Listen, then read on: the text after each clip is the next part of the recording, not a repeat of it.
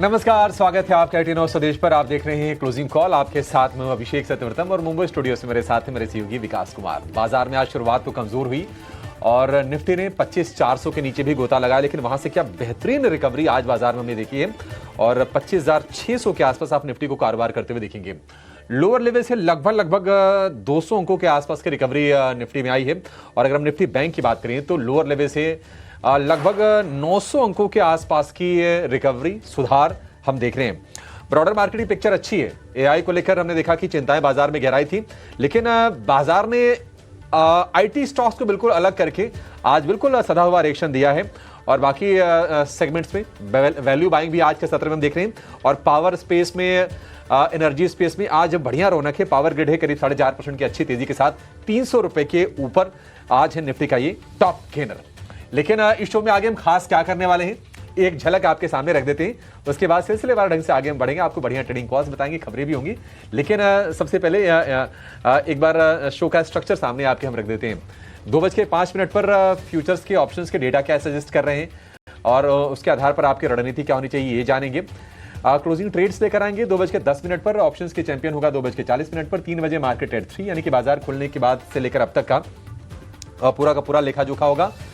3:10 पर बीटीएसटी और एसटीबीटी के ट्रेड्स होंगे और इवेंट्स टू वॉच होगा 3:20 पर। तो पूरा का पूरा शो है एक्शन पैक्ड। लेकिन शुरुआत कर लेते हैं बाजार की जो बड़ी प्रमुख हाइलाइट्स हैं, यानी कि बाजार की 5 बड़ी बातों से। तो निफ्टी में लगभग 150 से 200 अंकों की रिकवरी है। 25,600 के आसपास आपको निफ्टी कारोबार होता हुआ दिखाई देगा।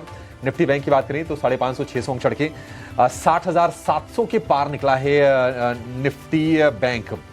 फार्मा, हेल्थ केयर, रियल्टी, ये कुछ सेगमेंट्स हैं जो बाजार को सपोर्ट करने काम कर रहे हैं। बैंकिंग शेयर में अच्छी मजबूती है। एचडीएफसी बैंक आप देखिए करीब 2.5% ऊपर है। 7 सत्र में 5% की गिरावट आई थी, लेकिन आज एक झटके में लगभग आधी रिकवरी एचडीएफसी बैंक ने कर दी है और 925 रुपए के भाव आपको दिखाई देंगे। लेकिन अगर हम कुछ स्टॉक स्पेसिफिक अगर हम बड़े एक्शन की बात करें तो नतीजे कमजोर आए थे। ब्रोकरेज का डाउनग्रेड आया था ओला इलेक्ट्रिक को लेकर और अब देखने की शेयर करीब 6% टूट गया। वजह यह है कि इनके रेवेन्यूज घट के आधे हो गए हैं अगर हम ईयर ऑन ईयर बेसिस पर तुलना करें तो, और यही वजह है कि निवेशक परेशान हैं और शेयरों से हम देखने की एग्जिट ले रहे हैं। एमके ग्लोबल ने 20 रुपए का टारगेट दिया है। तो ये तो ओला की बात हुई, एक शेयर, लेकिन बाजार में ऐसे बहुत सारे शेयर हैं जहां पर आज हम तगड़ा एक्शन देख रहे हैं। वो कौन से शेयर हैं? बिग बजर्स की लिस्ट है विकास के पास। विकास बताइए। बिल्कुल, देखिए निचले स्तरों से शानदार रिकवरी तो हुई है, लेकिन सुबह से ही एक स्टॉक जो है, एक पर्टिकुलर सेक्टर जो है वो सबसे ज्यादा बजिंग है। पूरे मार्केट की कमजोरी का इलाज इस पर्टिकुलर सेक्टर ने किया है, वो है फार्मा और हेल्थ केयर का सेक्टर। तो आप देखेंगे आज निफ्टी फार्मा को अगर आप देखेंगे तो उसमें करीब 1% की तेजी आपको इंडेक्स के अंदर दिखाई देगी और फार्मा के तमाम शेयर, चाहे वो नेटको फार्मा हो, टोरेंट फार्मा हो, एल्केम लैब्स हो, इन सारे तमाम शेयरों में आपको अच्छी खासी तेजी दिखाई देगी। इसके अलावा अगर आप देखेंगे और फार्मा, ग्लेनमार्क, सेप्ला, मैनकाइंड, इन सारे शेयर में 1 से 3-4% तक की तेजी आपको आज के कारोबार में, नेटको फार्मा में तो इनफैक्ट 10% के आसपास की तेजी आपको दिखाई देगी। फार्मा के अलावा और कहां से सपोर्ट आ रहा है मार्केट को, तो आप देखेंगे निफ्टी के जो रियल एस्टेट से रिलेटेड सेक्टर के शेयर हैं उनमें आपको अच्छी खासी तेजी दिखाई देगी। सिग्नेचर ग्लोबल उसको लीड कर रहा है 5.5% की तेजी के साथ। DLF, Oberoi realty, Phoenix mills, ये 1 से 3% तक की तेजी यहां पे आपको देखने को मिलेगी। लोढ़ा में भी आज करीब 2% की तेजी आपको देखने को मिलेगी। अनंतराज भी 2% ऊपर है। तो ये रियल्टी और फार्मा के शेयर। उसके अलावा अगर आप ईएमएस सेक्टर को देखेंगे, ईएमएस कंपनियों को देखेंगे ना, तो वहां आपको अच्छी खासी तेजी आज के कारोबार में दिखाई देगी। आप देखिए, चाहे वो आपको डिक्सन टेक का शेयर हो या फिर केन्स टेक का शेयर हो, इन सारे शेयरों में आपको अच्छी खासी तेजी। चाहे आप इनफैक्ट अंबर इंटरप्राइजेज भी देखेंगे तो वहां भी मजबूती के साथ ही कारोबार हो रहा है। भले ही 0.5% की तेजी है, लेकिन वो ठीक ठाक शेयर जो है वो अच्छी खासे वॉल्यूम के साथ वहां भी कारोबार हो रहा है। पीजी इलेक्ट्रोप्लास भी जो है वो करीब 0.5% की तेजी के साथ आज कारोबार कर रहा है। नतीजे जो मजबूत आए जामना ऑटो के, उसका असर आपको सीधे कंपनी के शेयर प्राइस पे देखने को मिल रहा है। 8.5% की तेजी आपको जामना ऑटो में इस वक्त देखने को मिलेगी। जो ब्रोकरेजेस के फंडिंग से रिलेटेड रूल्स हैं आरबीआई ने टाइटन किए हैं, उसका इंपैक्ट जो है वो मार्केट के प्लेटफॉर्म शेयरों पे या फिर ब्रोकरेजेस शेयरों पे बहुत ज़्यादा नेगेटिवली देखने को मिला। और आप देखिए उसका असर आपको ग्रो 1.5-2% के आसपास की गिरावट के साथ, एंजल वन में 5.5% की गिरावट और बीएससी में करीब 7% की गिरावट है। इसके अलावा अगर आप एमसीएक्स के प्लेटफॉर्म को भी, एमसीएक्स के शेयर को भी देखेंगे तो वहां भी आपको गिरावट के साथ ही आज कारोबार देखने को मिलेगा। जो नतीजों के बाद एक एक्सीडेंट सा हुआ है वो हुआ है ओला इलेक्ट्रिक के अंदर। आप देखिए 6% की गिरावट के साथ ये शेयर अभी कारोबार कर रहा है, 29 रुपए के भाव पे आ चुका है। और जो इसको लेकर लक्ष्य दिया है एमके ने वो 20 रुपए का दिया है इसको सेल की रेटिंग के साथ। तो ये एक एक्सीडेंट के तौर पे आपको आज के मार्केट में देखने को मिलेगा। ओवरऑल आप देखिए मार्केट को, तो आज जो चढ़ने वाले सेक्टर्स हैं उसमें आपको फार्मा, थोड़े चुनिंदा सरकारी बैंक और उसके अलावा रियल्टी के शेयर ही आपको दिखेंगे, हेल्थ केयर के शेयर दिखेंगे। कुछ एफएमसीजी शेयरों में भी आज आपको खरीदारी देखने को मिलेगी। तो अगर आप एफएमसीजी शेयरों को भी ट्रैक करेंगे तो आपको वहां पे भी देखने को मिलेगा कि ब्रिटानिया, वरुण बेवरेजेस 2-3% के आसपास की तेजी वहां भी दिखा रहे हैं। तो ये ओवरऑल मार्केट का सेटअप है। लेकिन ऐसे मार्केट में आपको करना क्या है, आपकी निफ्टी और निफ्टी बैंक पर क्या स्ट्रैटेजी होनी चाहिए, वो अभिषेक से समझ लेते हैं कि इस वक्त जब मार्केट में निचले स्तरों से शानदार रिकवरी देखने को मिल रही है तो हमें क्या ट्रेड लेना चाहिए, निफ्टी और निफ्टी बैंक के ऊपर हमारी क्या व्यू होनी चाहिए। अभिषेक बताइए एक बार जरा।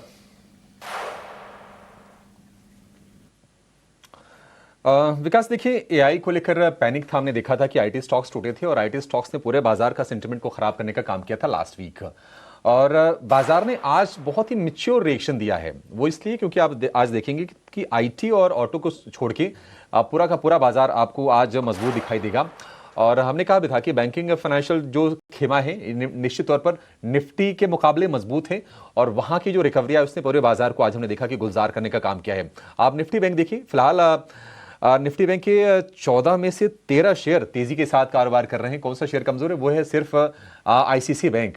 और हमने ये भी कहा था पहले कि अगर आईसीसी बैंक और एचडीएफसी बैंक दोनों चल जाएं फिर तो निफ्टी बैंक में पैसे अच्छे खासे बन जाएंगे। तो आज निफ्टी बैंक ने दरअसल, चूंकि वेटेज ज्यादा है, तो निफ्टी बैंक ने बाजार को आज बढ़िया संभालने का काम किया है और लोअर लेवल से बढ़िया स्ट्रेंथ आई है। आप देखेंगे कि बैंकिंग के अलावा power, oil and gas, energy share ये सारे के सारे बाजार को सपोर्ट करने का काम कर रहे हैं। हालांकि ब्रॉडर मार्केट की पिक्चर अभी भी उतनी एनकरेजिंग नहीं है, क्योंकि अगर आप देखेंगे निफ्टी का जो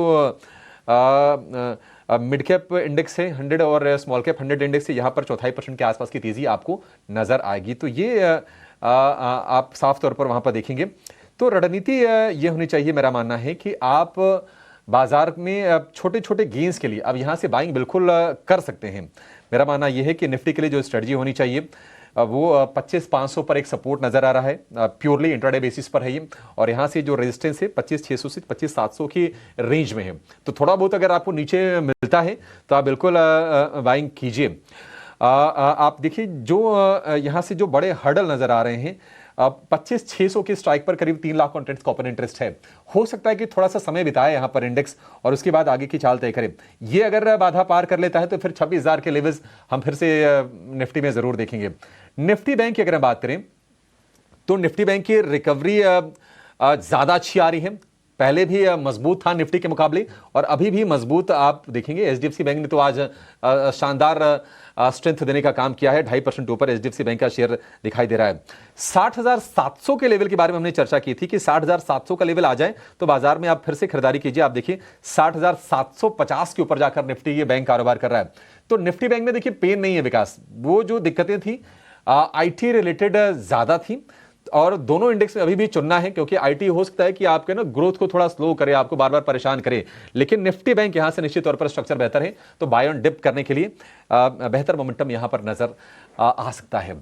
चलिए अपने एक्सपर्ट्स को जोड़ते हैं। हमारे साथ जुड़ गए हैं अंशुल जैन हैं, लक्ष्मी से इन्वेस्टमेंट के निमेश ठाकर हैं और इसके अलावा प्रदीप हल्दर हमारे साथ जुड़ गए हैं पीएचडी कैपिटल से। आप तीनों का बहुत शुक्रिया, स्वागत है टी9 स्वदेश पर। प्रदीप जी, शुरुआत आपसे करना चाहेंगे, इंडेक्स को लेकर आपका व्यू और अभी निफ्टी बैंक में क्या खरीदना है, नया ट्रेड कहां पर लेना है? जी बिल्कुल अभिषेक जी, गुड आफ्टरनून आपको एंड सारे पैनलिस्ट को एंड टी9 स्वदेश के सारे दर्शकों को। एक स्टैंडर्ड डिस्क्लेमर रहेगा, जितने भी स्टॉक्स या इंडेक्स को लेके मैं व्यू देने वाला हूँ, कोई भी स्टॉक्स या इंडेक्स में मेरा कुछ भी पोजीशन या हमारे कंपनी का कुछ भी पोजीशन नहीं होता है। नो कन्फ्लिक्ट ऑफ इंटरेस्ट, ऐसा ही राय हम क्लाइंटों को भी देते हैं, हो सकता है कि उनके पास हो। और जितने भी स्टॉक्स को लेके मैं डिस्कशन करता हूँ सारे का सारा रिसर्च हमारे जो रिसर्च डेस्क है यहाँ से ही आता है। देखिए निफ्टी को लेके लास्ट आपको याद ही होगा कि लास्ट 4 से 5 दिन हम कोई शॉर्ट कॉल नहीं दे रहे थे। इनफैक्ट कहीं ना कहीं व्यू पॉजिटिव ही था और नीचे आने पे खरीदने का सलाह ही था। और जब मैं फ्राइडे आया था दोपहर में, मैं इसीलिए कुछ भी शॉर्ट कॉल नहीं देके गया था, क्योंकि कहीं ना कहीं मुझे लग रहा था अगर मंडे थोड़ा बहुत गैप डाउन भी होता है तो कहीं ना कहीं घूम फिर के मार्केट को ऊपर ही आना है। सो 25,650 अभी का प्राइस है। आज हम लो देखेंगे, 25,372 का लो था। 25,650 ब्रेक होने के बाद एक न्यू फ्रेश रैली यहाँ पे आ सकता है। मुझे लगता है कि जब तक 25,650 ब्रेक नहीं हो जाता तब तक यहाँ पे एक तरफा रैली या तो नेक्स्ट शॉर्ट कवरिंग मूव हमको नहीं मिलेगा। तो इसीलिए व्यू पॉजिटिव ही रखिए। नीचे आता है तो क्वालिटी स्टॉक्स पे फोकस कीजिए।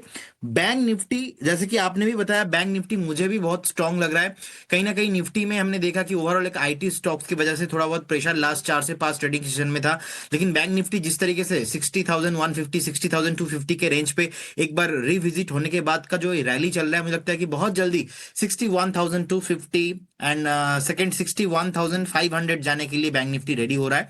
एंड इनफैक्ट आज जो मैं 2 कॉल लेके आया हूं, वो 2 कॉल रहेगा। फर्स्ट कॉल डिक्सन टेक्नोलॉजी पे। डिक्सन टेक्नोलॉजी का चार्ट मुझे बहुत ही अच्छा लग रहा है। इनफैक्ट लगातार हम अगर देखेंगे टॉप से मोर देन 30% से भी ज्यादा करेक्शन डिक्सन टेक्नोलॉजी हो गया है। करेंट जोन से बाय करने का सलाह रहेगा। पहला टारगेट इसमें मुझे लगता है कि 12,200 होना चाहिए। सेकंड टारगेट 12,800 एंड अबव जाने के लिए रेडी हो सकता है। एक स्ट्रिक्टली स्टॉप लॉस आप यहाँ पे 11,000 पे मेंटेन करके जाइए। और क्योंकि हमने डिक्सन पे देखा है 10,000 के नीचे भी आ गया था, लेकिन जिस तरीके का बेस फॉर्मेशन हुआ है और लगातार एक बाइंग प्रेशर बन रहा है, फंडामेंटल अप्रोच यहाँ पे बहुत पॉजिटिव है। टेक्निकली साउंड अच्छा लग रहा है। बहुत नीचे फेयर वैल्यूएशन में मिल रहा है, ये आपको 2-3 महीने बाद नहीं मिलेंगे इस प्राइस में। सो मुझे लगता है कि फॉर द पोजिशनल बेसिस पे आपको खरीदना चाहिए डिक्सन टेक। सेकेंड जो कंपनी लेके आया हूं, कंपनी का नाम रहेगा जीएमआर एयरपोर्ट। जीएमआर एयरपोर्ट में लास्ट में भी हमने देखा अच्छा खासा एक बाइंग आया था, और जिस तरीके से अभी 200 डीएमए के ऊपर, इनफैक्ट 100 जो मूविंग एवरेज प्राइस है इसके ऊपर भी सस्टेन हो रहा है। अगर हम 100 मूविंग एवरेज प्राइस भी देखेंगे 97.2 के आसपास, तो इसके ऊपर सस्टेन भी हो रहा है। अच्छा खासा वॉल्यूम के साथ यहाँ पे बाइंग देखने को मिल रहा है। इसका टारगेट होना चाहिए 107। करेंट जोन से भी 6 to 7% नेक्स्ट 2 से 3 दिन में चल सकता है। 97 के आसपास का एक स्टॉप लॉस मेंटेन कीजिए, जहां पे 100 एक्सपोनेंशियल मूविंग एवरेज का सपोर्ट है। यहाँ पे स्टॉप लॉस मेंटेन कीजिए और करेंट जोन से एक बार बाय करके जाइए। तो ये राय है जीएमआर एयरपोर्ट्स के ऊपर। चलिए अब अंशुल जी के पास चलते हैं। अंशुल जी, क्या राय आपकी है, इस वक्त कौन से शेयर्स खरीदने चाहिए हमारे व्यूअर्स को? नमस्कार विकास जी, नमस्कार अभिषेक जी, बाकी पैनलिस्ट को भी नमस्कार। देखिए, पहले 2 अपडेट दे दूं। सुबह एमटीआर टेक 3680 में बाय दिया था, 3720 का हाई बना है, प्रॉफिट बुक करना चाहिए। दूसरा, फ्राइडे शाम को और आज सुबह भी डिस्कस हुआ था, 60,495 अगर बैंक निफ्टी निकालता है तो 60,797 का टारगेट मिलेगा। टारगेट आ चुका है। प्रॉफिट बुक करने की जगह होल्ड करना चाहिए 60,876। ये एक फाइनल रेजिस्टेंस रह गया है। 9 फरवरी का जो ओपन हाई खुला था उसका रेजिस्टेंस है। जैसे ही ये निकलेगा 61,417 तक का टारगेट मिलेगा। तो बेच के दोबारा खरीदने की जगह एग्जिस्टिंग पोजीशन को ही कैरी फॉरवर्ड करना चाहिए। Clear relative strength bank Nifty में 2% एचडीएफसी बैंक हमको चाहिए था टारगेट के लिए। अब यहाँ से केवल 2% आईसीआईसीआई बैंक में अगर मूव आ जाता है तो ऊपर वाला 61,400 के भी टारगेट अचीव हो जाएंगे। पहले भी एक काउंटर बाई दिया था जहां अच्छी मूव आई थी, आज वापस वहीं पे फ्रेश फ्लैग का ब्रेकआउट आ रहा है। थंगमाइल ज्वेलर्स, इस बार हो सकता है, मतलब मैं मान रहा हूँ कि मैंने प्रोनाउंसिएशन सही किया है, थंगमाइल ज्वेलर्स। इसमें 7 दिन में 23% का मूव बना था, 4 दिन का फ्लैग पैटर्न था। आज 10-20 मूविंग एवरेज से ओपन लो के साथ ब्रेकआउट आया है। 3735 पे बाई करना है, 3685 का स्टॉप लॉस रहेगा और 3800 का पहला टारगेट रहेगा। मंथली चार्ट पे भी 3 महीने की टाइटनेस से बाहर आ रहा है, तो ये शायद over a period of time 2 से 3 महीने अगर समय देंगे तो शायद 4200 रुपए तक भी निकल सकता है। मिड वे ऐसे छोटे छोटे ब्रेकआउट्स बनते रहेंगे तो हम बाई कॉल देते रहेंगे। बिल्कुल। तो थंगामाइल ज्वेलर जो है वो आपको 3800 के टारगेट के साथ खरीदना है, 3685 का आपको लगाना है स्टॉप लॉस, और अगर आपने होल्ड किया तो 4200 तक के टारगेट भी देखने को मिल सकते हैं। ये अंशुल जी का कहना है। बड़े स्ट्रांग ब्रेकआउट की उम्मीद वो कर रहे हैं। चलिए निमेश जी को भी शामिल करते हैं। निमेश जी, आपकी तरफ से कौन से कॉल्स आप सजेस्ट करेंगे हमारे व्यूअर्स को? Very good afternoon everyone. पहला मेरा जो रिकमेंडेशन है वो पीएसयू बैंक से कैनरा बैंक का है। अगर कैनरा बैंक का चार्ट स्ट्रक्चर देखें तो स्टॉक काफी टाइम से साइडवे मूव के अंदर था, और 100 डेज की एक्सपोनेंशियल का एक सपोर्ट लेके स्टॉक में हम लोग एक ट्रेंड रिवर्सल जो है वो देखने को मिल रहा है। PSU bank as a index मुझे लग रहा है कि यहाँ से काफी अच्छा कर सकता है। और केनरा बैंक मुझे लग रहा है कि यहाँ से एक आउट परफॉर्मेंस के चांसेस लग रहा है। तो केनरा बैंक को 141 के स्टॉप लॉस से यहाँ पर बाय करना है, और ऊपर मुझे लग रहा है कि 150 तक के लेवल देखने को मिल सकते हैं। तो पहली रिकमेंडेशन केनरा बैंक की है, और दूसरा जो है वो अस्ट्रल का है। अगर अस्ट्रल का भी मैंने लास्ट वीक को भी बाय रिकमेंडेशन दिया था, स्टॉक के अंदर अच्छी रिकवरी आ गई थी और पहला टारगेट जो है वो अचीव हो गया था। अब अगर चार्ट स्ट्रक्चर आप देखें तो काफी एक स्ट्रॉन्ग ब्रेकआउट जो है वो देखने को मिला है, और मुझे लग रहा है कि ये बाइंग मोमेंटम विथ वॉल्यूम के साथ जो आ रहा है वो कंटिन्यू रहेगा, और स्टॉक के अंदर मुझे लग रहा है कि कहीं ना कहीं एक स्ट्रॉन्ग ब्रेकआउट आया है। तो 1700 तक के लेवल अस्ट्रल के अंदर देखने को मिल सकते हैं। नीचे की तरफ 1608 का एक छोटा सा स्टॉप लॉस लगा के बाय करना है। पहला टारगेट 1700 रहेगा और दूसरा टारगेट जो है वो 1742 तक का रह सकता है।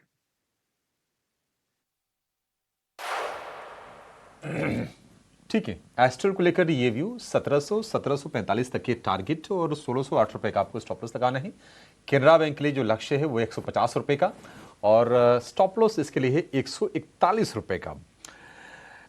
बाजार में कुछ और ट्रेड जरा बढ़िया निकालते हैं। देखिए एक्चुअली क्या कई बार ना बाजार चले तब तो खुशी होती है, लेकिन बहुत ज़्यादा चल जाए ना और स्टॉक्स भाग जाए तो फिर पछतावा भी होता है कि अच्छा अब क्या लेना है। एक थोड़ी कंफ्यूजन की स्थिति ये हो जाती है। लेकिन एक स्पेस जिसको लेकर सुबह नज़र तो गई थी, और हमने कमिंस के बारे में पूछा था। कमिंस का शेयर आज चला भी, आज हमने देखा कि शेयर ये दिन के दौरान करीब करीब 2.5-3% चल गया था। अभी भी हम देखने की 4,500 रुपए के ऊपर टिका हुआ है। इस पर हमने प्रदीप से व्यू भी लिया था। लेकिन कमिंस के अलावा भी स्पेस में अगर आप देखेंगे तो एबीबी का शेयर आपको ऊपर दिखाई देगा, सीमेंस आपको ऊपर नजर आएगा। तो स्ट्रेंथ इस स्पेस में अच्छी। और एक फंडामेंटल एक्सपर्ट से बातचीत कर रहे थे दिन के दौरान, उनका भी ये कहना था कि कैपिटल गुड्स और इंफ्रा रिलेटेड स्टॉक्स यहां से आगे अच्छा करेंगे लॉन्ग टर्म में। आपसे राय लेना चाहेंगे प्रदीप जी, किसी को अगर मान लीजिए नया सौदा लेना हो तो आप क्या रेकमेंड करेंगे इस स्पेस से? देखिए, कमिंग्स का चार्ट मुझे अभी भी अच्छा लग रहा है। अगर हम देखेंगे ऑलमोस्ट जो 100 एक्सपोनेंशियल मूविंग एवरेज प्राइस था ऑलमोस्ट 4168 के आसपास, उसके ऊपर सस्टेन कर रहे हैं। लगातार एक हायर हाई फॉर्मेशन, अच्छा खासा बेस भी बना है। सो मुझे लगता है कि पर्टिकुलर स्टॉक आपके रडार पे रखना चाहिए। और अगर हम देखेंगे एबीबी का चार्ट, तो मुझे लगता है कि एबीबी में अभी भी थोड़ा बहुत ऊपर के लिए मैं वेट करना पसंद करूंगा। जब तक 6150 इसके ऊपर सस्टेन नहीं होता है तब तक यहाँ पे कुछ भी पोजीशन नहीं बिल्ड करना चाहिए। एंड सीमेंस में भी अभी पोजीशन बिल्ड करने का नहीं सलाह होगा, क्योंकि ऑलरेडी एक ट्रिपल रेसिस्टेंस हमने देखा कि 3450 3500 के आसपास है। तो कमिंग्स इंडिया लिमिटेड 4516 के आसपास का प्राइस चल रहा है, बाय करने का सलाह रहेगा। मुझे लगता है कि अगेन यहाँ पे आपको all time high and above continuously higher high price आपको आते हुए दिखाई देंगे। 4850 5000 ऑन द वे।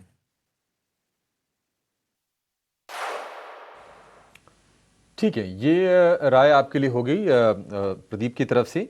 एक शेयर जहां पर आज हम लॉन्ग एडिशंस देख रहे हैं, हालांकि एक रेंज में रहा है, शेयर थोड़ा सा पिटा हुआ है, लेकिन थोड़ी थोड़ी बाइंग आज एसबीआई कार्ड के शेयर में हुई है, और शेयर करीब करीब 1.5-2% ऊपर है। राय आपकी अंशुल जी, एसबीआई कार्ड में ट्रेड लेने का कंफर्ट है या फिर इसको अवॉइड कर दें, क्योंकि फंसने के चांसेस ज्यादा होते हैं, कमाई के कम होते हैं? सर केवल बाउंस बैक का, अगर बाउंस बैक प्ले करने का मूड है तो एक छोटा सा ट्रेड ले सकते हैं, क्योंकि 10-20 डे मूविंग एवरेज तक बाउंस बैक किया है और 50 डे मूविंग एवरेज तक बाउंस बैक कर सकता है। आज 237% वॉल्यूम राइज भी है, तो 800-807 की जोन तक बाउंस बैक कर सकता है। छोटा सा एक ट्रेड लेना है तो स्टॉप लॉस आपका बनेगा 760 रुपए का, तो 13 रुपए की रिस्क है, सामने 30 रुपए मिलने की अपॉर्चुनिटी है। बट आपने एकदम सही कहा कि इस स्टॉक में फंसने की प्रोबेबिलिटी बहुत ज्यादा होती है और ट्रेड सक्सेसफुल होने की प्रोबेबिलिटी बहुत कम होती है। तो अगर रिस्क लेना भी है तो no more than 0.25% of the capital risk पे जाना चाहिए। बट अगर लेना चाह रहे हैं तो 10 रुपए की स्टॉप लॉस है और सामने 30 रुपए तक की अपसाइड मिल सकती है।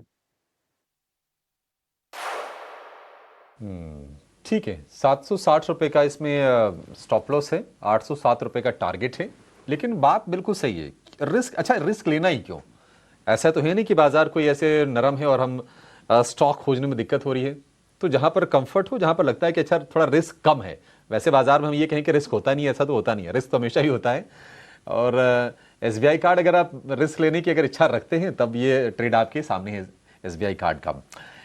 एक और शेयर जो हमारे रडार पर है, एबी कैपिटल। हमने देखा था कि काफ़ी अच्छी रफ्तार से ये शेयर चला था, लेकिन फिर ऊपरी स्तरों पर थोड़ा जाके ठहराव आ गया 370 रुपए तक जाने के बाद। आज हम बाइंग स्ट्रेंथ इसमें देख रहे हैं, नई पोजीशंस ऐड हो रही हैं इसमें, लेकिन आपकी स्ट्रेटजी क्या होनी चाहिए, इस पर निमेश जी से व्यू जानेंगे एक छोटे से ब्रेक के बाद।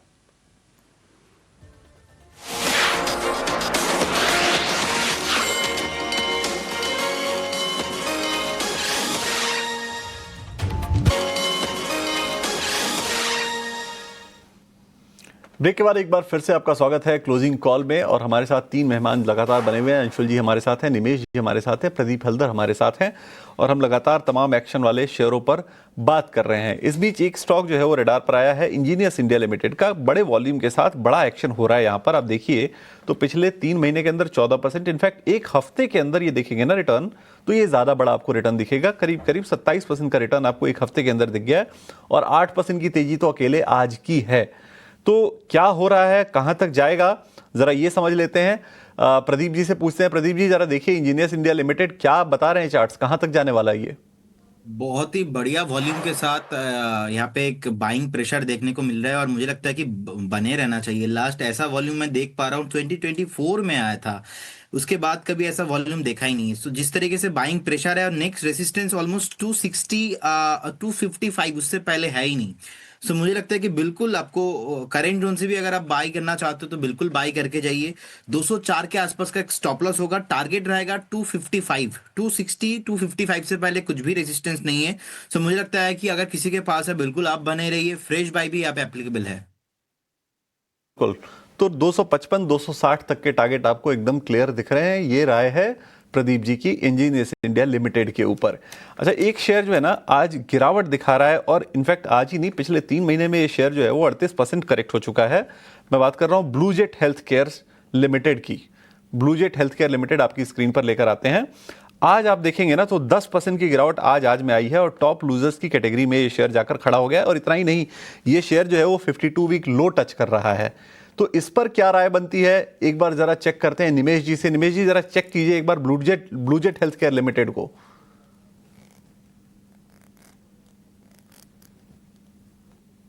देखिए, जिस तरह से स्ट्रक्चर बना है, मुझे लग रहा है कि स्टॉक के अंदर एक नेगेटिव ट्रेंड में था, और आज भी एक बड़े वॉल्यूम के साथ गैप डाउन ओपनिंग हुआ है।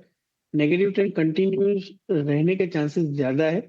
अभी फिलहाल कोई बाई करने की रिकमेंडेशन नहीं है, फिलहाल अवॉइड की राय है। और अगर आपके पास पड़े, मेरी राय रहेगी कभी भी आप एग्जिट करके चल सकते हैं। स्टॉक में और भी गिरावट देखने को मिल सकती है।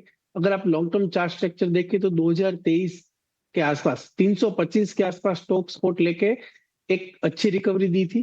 तो अभी भी मुझे लग रहा है कि कहीं ना कहीं अगर 325 के लेवल को टेस्ट करने के लिए जा सकता है। स्ट्रक्चर काफी वीक है, वॉल्यूम के साथ वीक वाली आ रही है। तो राय यही है कि ये काउंटर से अभी बचे, अभी अवॉइड कीजिए, और 325 तक के लेवल ये काउंटर के अंदर देखने को मिल सकते हैं। तो 325 तक के लेवल नीचे देखने को मिल सकते हैं, तो आपको फिलहाल अवॉइड करना है। ये क्लियर स्ट्रेटजी, क्लियर राय आपको निमेश जी की तरफ से आ रही है। लेकिन बिकवाली आ रही है एक और शेयर में, आप जरा चेक कीजिए बाटा इंडिया को। अंशुल जी के पास हम जाएंगे ये शेयर लेकर। 52 वीक लो टच कर रहा है ये शेयर, आज 825 रुपए 40 पैसे के भाव पर आ गया है। और हम लोगों ने कुछ ही दिन पहले इसके चैनल चेक्स भी लिए थे कि कितने लोग हम में से बाटा के शोरूम में कब कब गए थे। तो उस वक्त जो है वो बड़ी इंटरेस्टिंग चीज़ें निकल कर आई थी। अंशुल जी ने कहा था कि उन्होंने जो है वो बाटा से जो जूते भी खरीदे हैं। तो एक बार ज़रा चेक कराते हैं बाटा इंडिया का चार्ट अंशुल जी से कि क्या शेयर भी खरीदने की स्थिति में है या नहीं। सर, टॉप लाइन में तो कंट्रीब्यूट कर दिया, लेकिन लग रहा है बॉटम लाइन में कंट्रीब्यूट नहीं कर पाए बाटा के।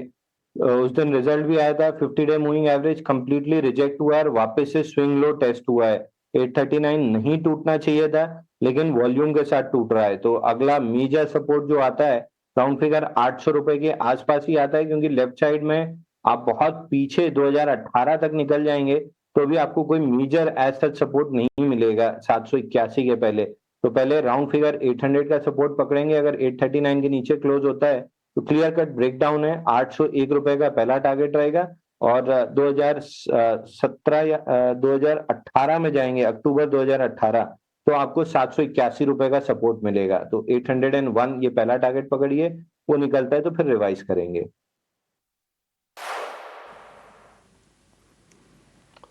ठीक है, बाटा को लेकर ये व्यू हो गया। लेकिन तेजी का बाजार है तो कुछ बढ़िया तेजी वाले भी शेयर निकालते हैं। ईआईएल में तो ऐसा लगता है मौका चूक तो गया है, क्योंकि हमने देखा था कि शुक्रवार को ज़बरदस्त रफ्तार से शेयर चला, वॉल्यूम बहुत ही ज़बरदस्त थे, और आज हम देख रहे हैं कि इसमें फिर से 9% के आसपास का उछाल, 2 दिन में 22% से ये शेयर चल गया। छोड़ देते हैं इसको, क्योंकि इसमें ना अब यहाँ से कुछ बचा नहीं है। कुछ और स्टॉक ज़रा समझने की कोशिश करते हैं। आईटी की एक कंपनी है, हालांकि काफ़ी ज़्यादा उसने पिटाई झेला है, लेकिन सिलेक्टिव जो बाइंग हो रही है उसमें हैप्पीएस्ट माइंड्स में आज हम 4% के आसपास की तेजी देख रहे हैं। हैप्पीएस्ट माइंड्स, प्रदीप जी, कोई ट्रेड बन रहा है आपके हिसाब से, या फिर अवॉइड कर दें इसको?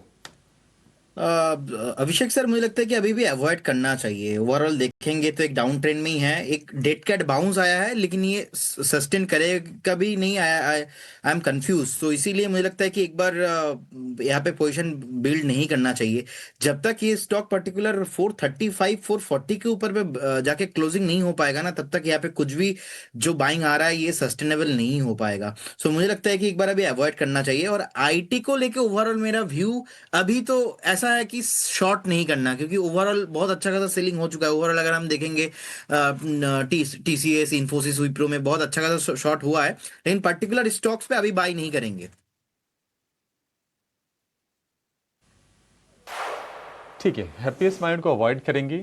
हैप्पीएस्ट माइंड मतलब इसके वैल्यूएशंस ना पहले चर्चा होती थी, जब इसका भाव था 1400-1500 रुपए, तो कहा जाता था कि नहीं वैल्यूएशन हाई है, लेकिन कहीं ना कहीं वो जस्टिफाइड है जिस सेगमेंट में कंपनी थी। लेकिन कहीं ना कहीं ऑफ ट्रैक हो गई हैप्पीएस्ट माइंड, और अब देखिए 1500 रुपये वाला शेयर गिरते गिरते 500 रुपये का भी नहीं रह गया, तो 400 रुपये के नीचे जाके कारोबार कर रही है। एक और दिग्गज एक्सपर्ट को जोड़ते हैं, हमारे साथ जुड़ गए हैं विवेक करवा, वृद्धि इन्वेस्टमेंट के। विवेक जी, थोड़ा ज्ञान में वृद्धि करवाइए। बहुत शुक्रिया आपका समय देने के लिए। और जरा ये बताइए कि आईटी स्टॉक्स के बारे में आपके विचार क्या हैं? हम सबसे पूछ रहे हैं कि आप कैसे देख रहे हैं?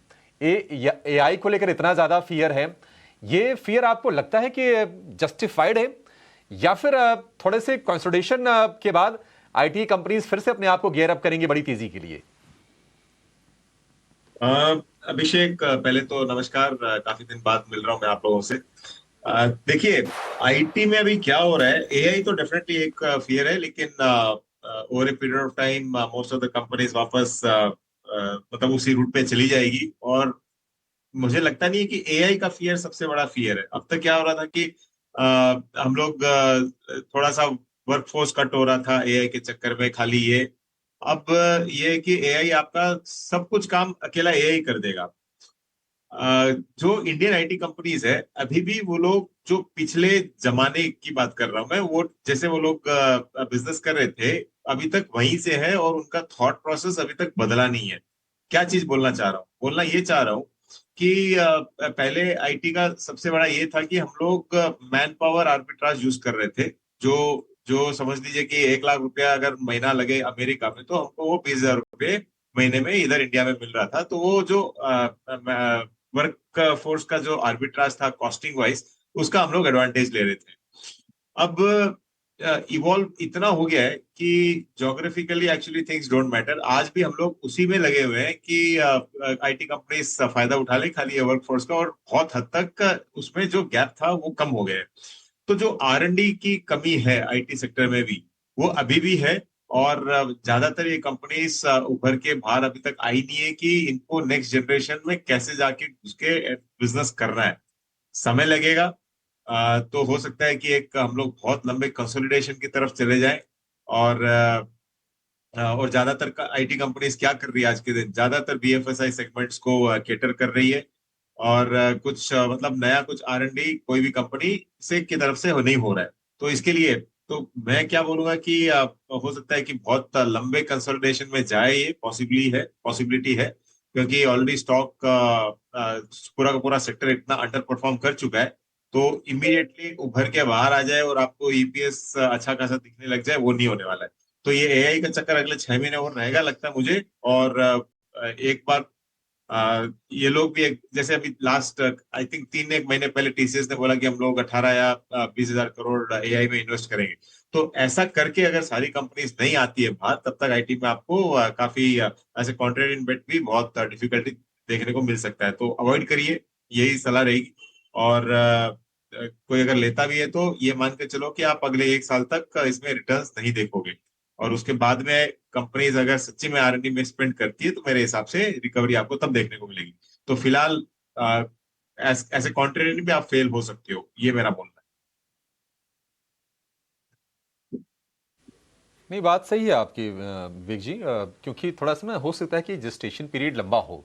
हालांकि हम ये मान के चल रहे हैं कि काफ़ी मतलब बड़ा निवेश कंपनीज कर रही हैं, एक्विजिशंस कर रही हैं उस स्पेस को, कि ठीक है ऐसे ही समझने में देर लगेगा तो कुछ एक्वायर करते हैं और फिर उसके बाद अपने बिजनेस को चैनलाइज करते हैं। अब देखते हैं कितना समय लगता है। तो ये तो आपने उनके लिए राय दी है जो 1 साल का टाइम फ्रेम रख के मान लीजिए कॉन्ट्राबेट लेना चाहते हैं।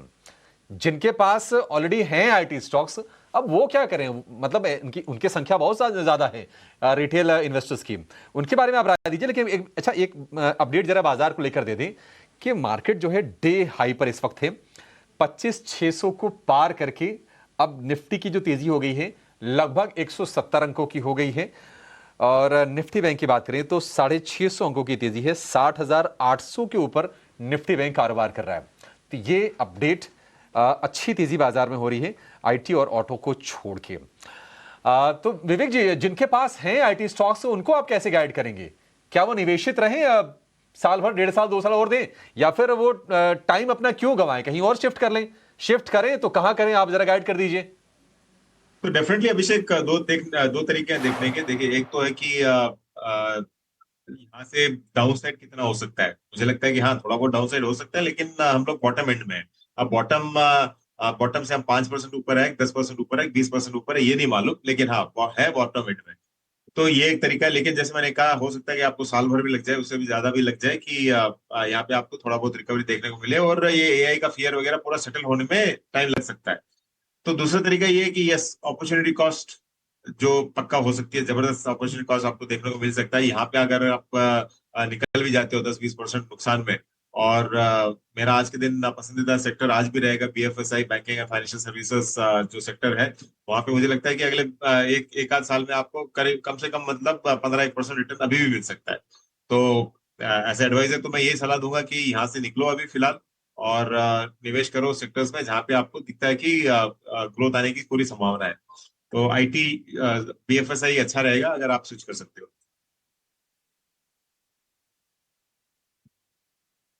ठीक है, बीएफएसआई ले दे के, मतलब जहां पर कन्विक्शन ज्यादा है ना वो है बैंकिंग फाइनेंशियल वाला जो खेमा है, उस पर विवेक जी भी बुलिश है और उसमें आपको स्विच करने की सलाह दी जा रही है अगर आप वहां से जो भी निवेश है आपका उसको काट के आप निकलते हैं तो। चलिए काम करते हैं, छोटा सा ब्रेक लेते हैं। हमारे एक्सपर्ट्स हमारे साथ बने हुए हैं। ब्रेक के बाद कुछ और इंटरेस्टिंग ट्रेडिंग आइडियाज हम समझने की कोशिश करेंगे। आप बने रहिए हमारे साथ।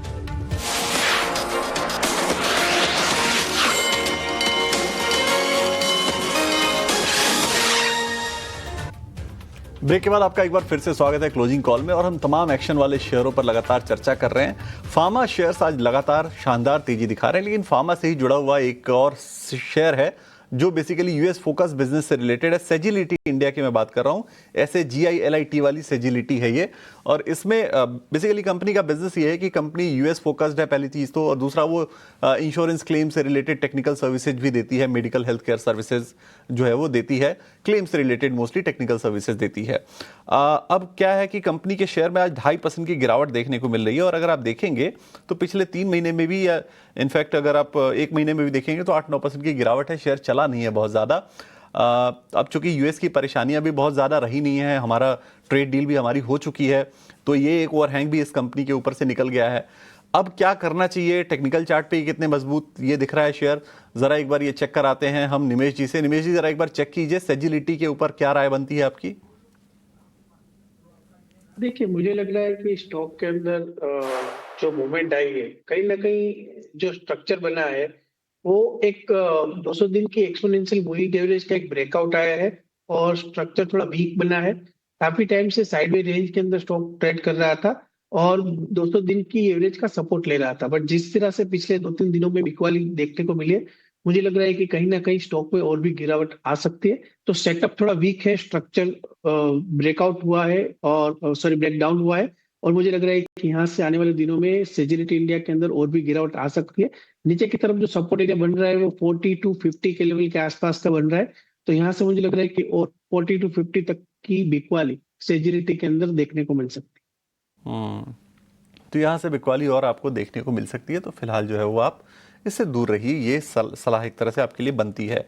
चलिए अब एक काम करते हैं, आपके लिए कमाई का मौका जो है वो इक्विटी कि आप डायरेक्ट कैश सेगमेंट में तो आप देख ही रहे हैं, सारी चीज़ें आप सुन ही रहे हैं, कन्वर्सेशन सुन ही रहे हैं, लेकिन जो डेरिवेटिव सेगमेंट है ना, वहाँ से भी आपके लिए कमाई के मौके हम लेकर आते हैं। तो वहाँ से कमाई का मौका यानी ऑप्शंस का चैंपियन फिलहाल आपके लिए लेकर आते हैं स्क्रीन पर।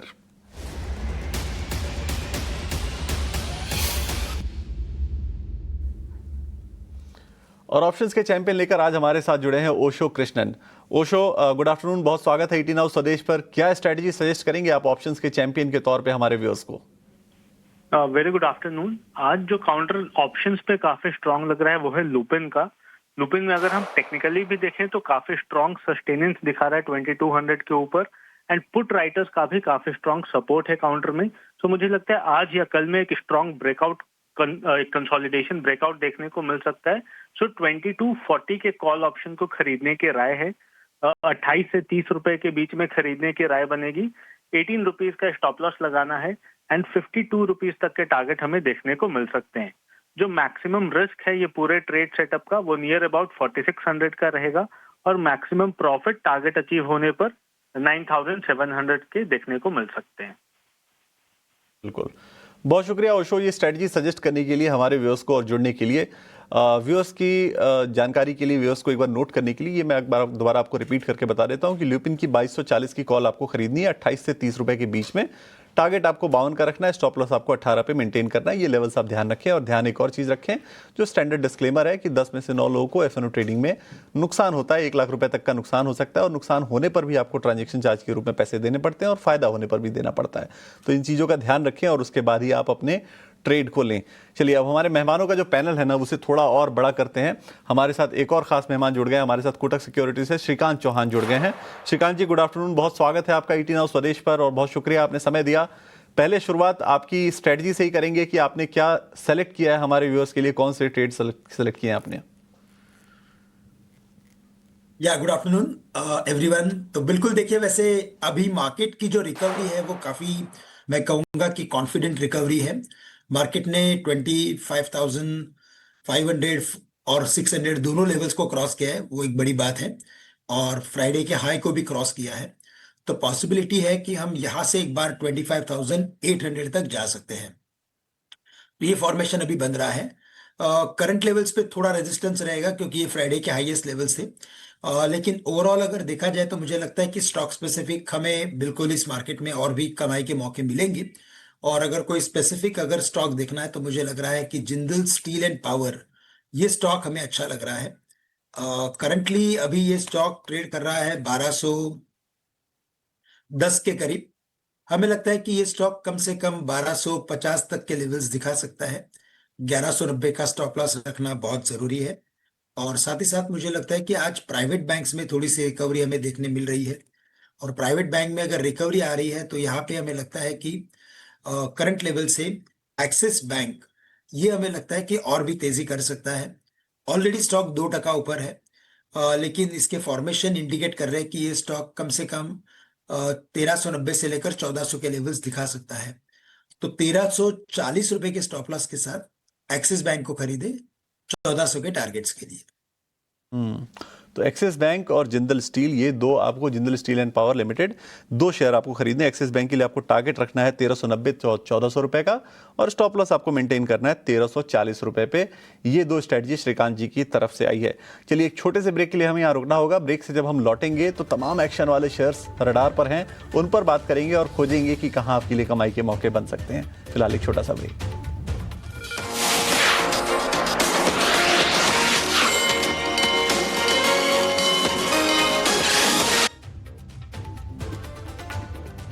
स्वागत है आपका क्लोजिंग कॉल पर। मैं हूं स्नेही शाह, और हम मार्केट की दिशा परख रहे हैं। फिलहाल 1 घंटा बचा है, लगभग 1 घंटे से कम बचा है मार्केट के समाप्त होने में। और अगर हम मार्केट की दशा देखें अभी तो बहुत अच्छी डायरेक्शन में मार्केट जा रहा है। 0.7% का अपटिक हमें दिख रहा है निफ्टी पर। 25,650 के आसपास हम पहुंच चुके हैं निफ्टी में, और its heavy weights like Power Grid में लगभग 4.5% की अपटिक दिख रही है। Coal India, HDFC Bank, Adani Enterprises, Axis Bank काफ़ी हेल्दी मूव दिख रहा है। इनफैक्ट रिलायंस और HDFC बैंक जो कि सबसे बड़े निफ्टी के कंट्रीब्यूटर्स हैं, यहाँ पर भी हमें काफ़ी अच्छा मूव दिख रहा है। बट एक क्षेत्र जो सुबह से बहुत ही ज़्यादा प्रेशर में था, कुछ स्टॉक्स फिलहाल प्रेशर में है, बट उस ही क्षेत्र में से कुछ स्टॉक्स में से हमने काफ़ी अच्छी रिकवरी देखी है। और मैं बात कर रही हूँ पूरे ब्रोकिंग पैक की, जो RBI के द्वारा जो नए गाइडलाइंस आए थे उनके दम पर जो प्रेशर बना था इन ब्रोकिंग स्टॉक्स पर, angel one, BSE, JM financial, grow, ये सारे स्टॉक्स जो दबाव में थे, उनमें से कुछ स्टॉक्स, IIFL फाइनेंस जैसे कुछ स्टॉक्स पर हमने रिकवरी देखी है। फिलहाल BSE अभी भी थोड़े से दबाव में है। विशाल, आपकी राय दीजिए हमें इन ब्रोकिंग स्टॉक्स पर जो हमने प्रेशर देखा है, इन सारे रेगुलेशंस का क्या ओवरऑल आउटलुक और आउटकम हो सकता है इन स्टॉक्स पर मीडियम से लॉन्ग टर्म में? विवेक। मुझे लगता है मुझे लगता है कि देखिए ये एक दिन का प्रेशर है और हो सकता है कि आपको कल से वापस बैक ऑन ट्रैक देखने को मिले। तो मुझे नहीं लगता है कि ये बहुत बड़ा नेगेटिव है और इसके कारण आपको कोई लिक्विडिटी क्रंच वगैरह आने वाली आगे चल के। एक तरीके से इन्वेस्टर्स को बचाएगा ही अगर और जो आज प्रेशर है हो सकता है कि आपको बाइंग इंटरेस्ट अगले 1 या 2 दिन में वापस देखने को मिल जाए। तो इसको बहुत सीरियसली नहीं लेना है। नए गाइडलाइंस है और मुझे लगता है कि लॉन्गर टर्म के लिए हेल्दी गाइडलाइंस है आज। ओके। और निमिष, आपसे राय लेते हैं, ये जो फॉल हमने देखा है कई शेयर्स में, कुछ नाम जैसे BSE, यहाँ पर जो हमने लगभग 6 से 7% का फॉल देखा है, क्या वो आपको लगता है ये सिर्फ एक दिन का फॉल है? चार्ट्स पर इसकी स्ट्रेंथ हमें बताइए स्टॉक की, और क्या ये जो 7% का फॉल देखा है, क्या ये स्ट्रॉन्ग केस बनाता है BSE के लिए buy on dip strategy deploy करने के लिए? देखिए, BSE का अगर आप देखें तो जिस तरह से स्टॉक के अंदर एक ब्रेकआउट आया था और ब्रेकआउट आने के बाद स्टॉक के अंदर हम लोग शार्प फॉल भी देख रहे हैं, तो कहीं ना कहीं एक ऐसा कंसीडर किया जा सकता है कि ये जो ब्रेकआउट आया था वो एक फेक ब्रेकआउट था, वॉल्यूम का इतना ज्यादा स्ट्रॉन्ग सपोर्ट नहीं था और स्टॉक के अंदर ट्रेंड रिवर्सल आ गया है। स्टॉक के अंदर ऑलरेडी हम लोगों ने एक अच्छी रैली देख चुके हैं, तो मेरा मानना है कि अभी थोड़ा वेट एंड वॉच करना चाहिए। नीचे की तरफ जो स्ट्रॉन्ग सपोर्ट एरिया आ रहा है वो कहीं ना कहीं 2450 से 2500 तक के लेवल का आ रहा है, जहां पर 200 दिन की एक्सपोनेंशियल मूविंग एवरेज है। और ऊपर में मुझे लग रहा है कि जो प्रीवियस हाई था वो 3025 के करीब था। तो जब तक ये स्टॉक 3025 के ऊपर सस्टेन नहीं होता है, तब तक ये काउंटर से थोड़ा दूर रहना चाहिए। वोलेटिलिटी रहेगी और जिस तरह से ये नए रूल्स आए हैं, कहीं ना कहीं वॉल्यूम को इम्पैक्ट कर सकते हैं। तो BSE के अंदर मुझे मेरा मानना है कि कहीं ना कहीं अगर 200 दिन की एक्सपोनेंशियल एवरेज के आसपास 2500 के लेवल के आसपास आता है, तो वहां पर एक अच्छी एंट्री अपॉर्चुनिटी बन सकती है। फिलहाल 2800 के लेवल के आसपास है, तो थोड़ा अवॉइड कीजिए। 2500 के लेवल के आसपास मिलता है तो वहां पर जरूर से बाय कीजिए। बिल्कुल, तो ये राय BSE के ऊपर आपको, तमाम मार्केट प्लेटफॉर्म कंपनियों के ऊपर ये राय आपको मिलती हुई। लेकिन चलिए, एक फार्मा का जो काउंटर नेटको था वो मुझे लगता है कि ट्रेन शायद उसकी निकल गई है, लेकिन कुछ ना कुछ तो आपको मौके खोजने पड़ेंगे कमाई के लिए। तो एक शेयर रडार पर आया है JB केमिकल्स एंड फार्मास्यूटिकल्स का। आप देखिए ट्रिगर क्या है, कंपनी के जो एवरेज वॉल्यूम होते हैं ना, महीने का जो एवरेज वॉल्यूम आप देखेंगे तो 2-2.25 लाख के आसपास का वॉल्यूम रहता है। आज जो वॉल्यूम है वो 11 लाख के शेयर्स का है। बड़े वॉल्यूम के साथ कारोबार हो रहा है। पिछले एक हफ्ते में 7% चढ़ चुका है शेयर, आज 5% की तेजी दिखा रहा है। श्रीकांत जी से हम राय लेंगे JB केमिकल्स के ऊपर कि क्या राय उनकी बनती है, क्या यहां कोई मौके तलाशे जा सकते हैं फार्मा सेक्टर के अंदर?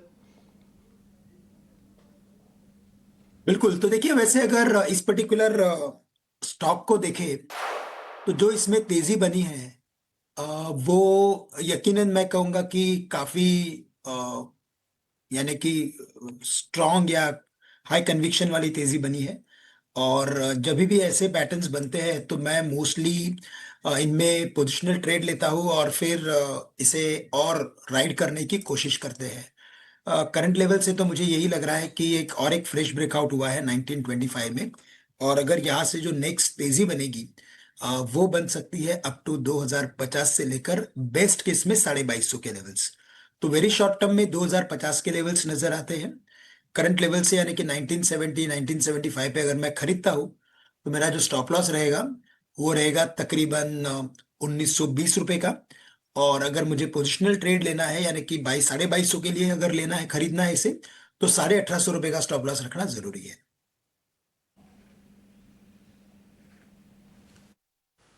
ठीक है, 1850 रुपए का स्टॉप लॉस होना चाहिए JB केमिकल्स के शेयर के लिए।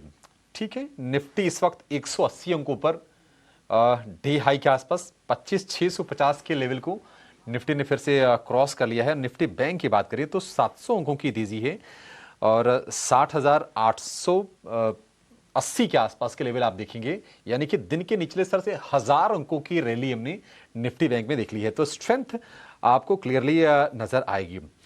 आज हम देख रहे हैं कि फर्टिलाइजर स्पेस में, केमिकल स्पेस में ना अच्छी रैली है। रैलीस में करीब 8% का उछाल है। इसके अलावा हम देख रहे हैं कि आप देखेंगे कि नेशनल फर्टिलाइजर यानी कि एनएफएल में करीब 4 से 5% के आसपास की तेजी है। तो ये स्पेस बजिंग है। इनमें से कोई ट्रेड है आपके पास अंशुल जी, फर्टिलाइजर केमिकल में?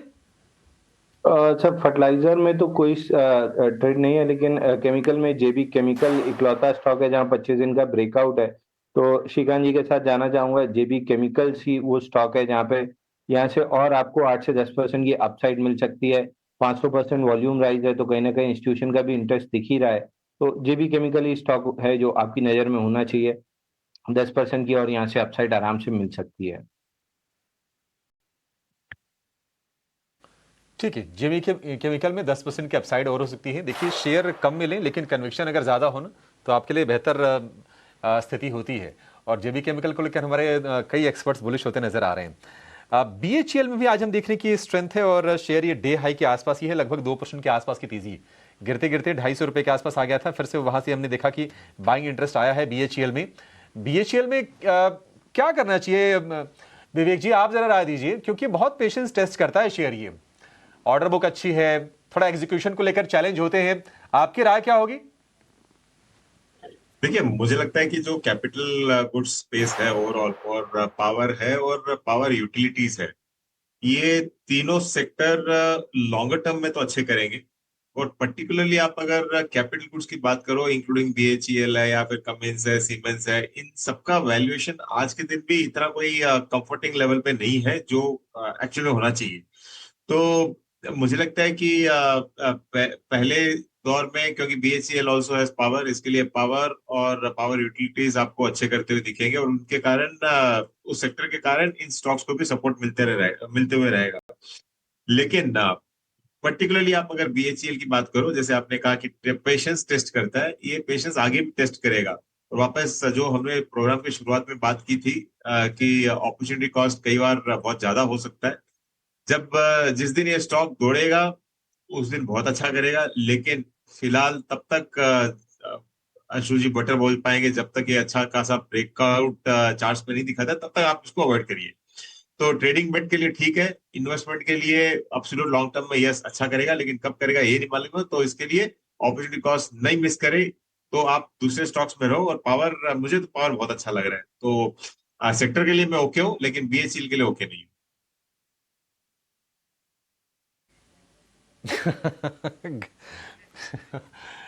विवेक जी, आपका जवाब बड़ा गजब का रहा। मतलब कि लॉन्ग टर्म में अच्छा करेगा, कब अच्छा करेगा पता नहीं। तो आपने ना भी नहीं कहा और हाँ भी नहीं कहा आपने, और आपने कहा कि मतलब ट्रेडिंग के लिए ठीक है। अब बीएचईएल जैसे शेयर अगर हम ट्रेडिंग के लिए ले लेंगे तो फिर तो मतलब पीएसयू जिसको मानते हैं कि थोड़े स्टेबल होते हैं, बड़ा ट्रिकी सिचुएशन हो जाता है वैसे। ठीक है, खैर आपकी राय के हिसाब से हम दर्शकों को बोल देते हैं कि आपने जो कहा है उस पर अमल करें।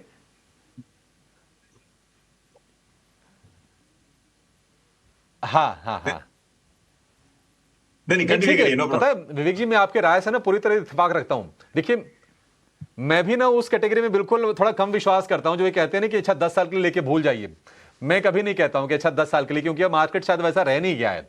अब तो क्या है कि यार 6 महीने साल भर पर रिव्यू कर लीजिए, सही है, जो नहीं है उसको निकालिए। तो बीएचईएल शॉर्ट टर्म में पैसे बन जाए तो ठीक है, अदरवाइज लॉन्ग टर्म का तो पता नहीं इस कंपनी का आगे क्या होगा।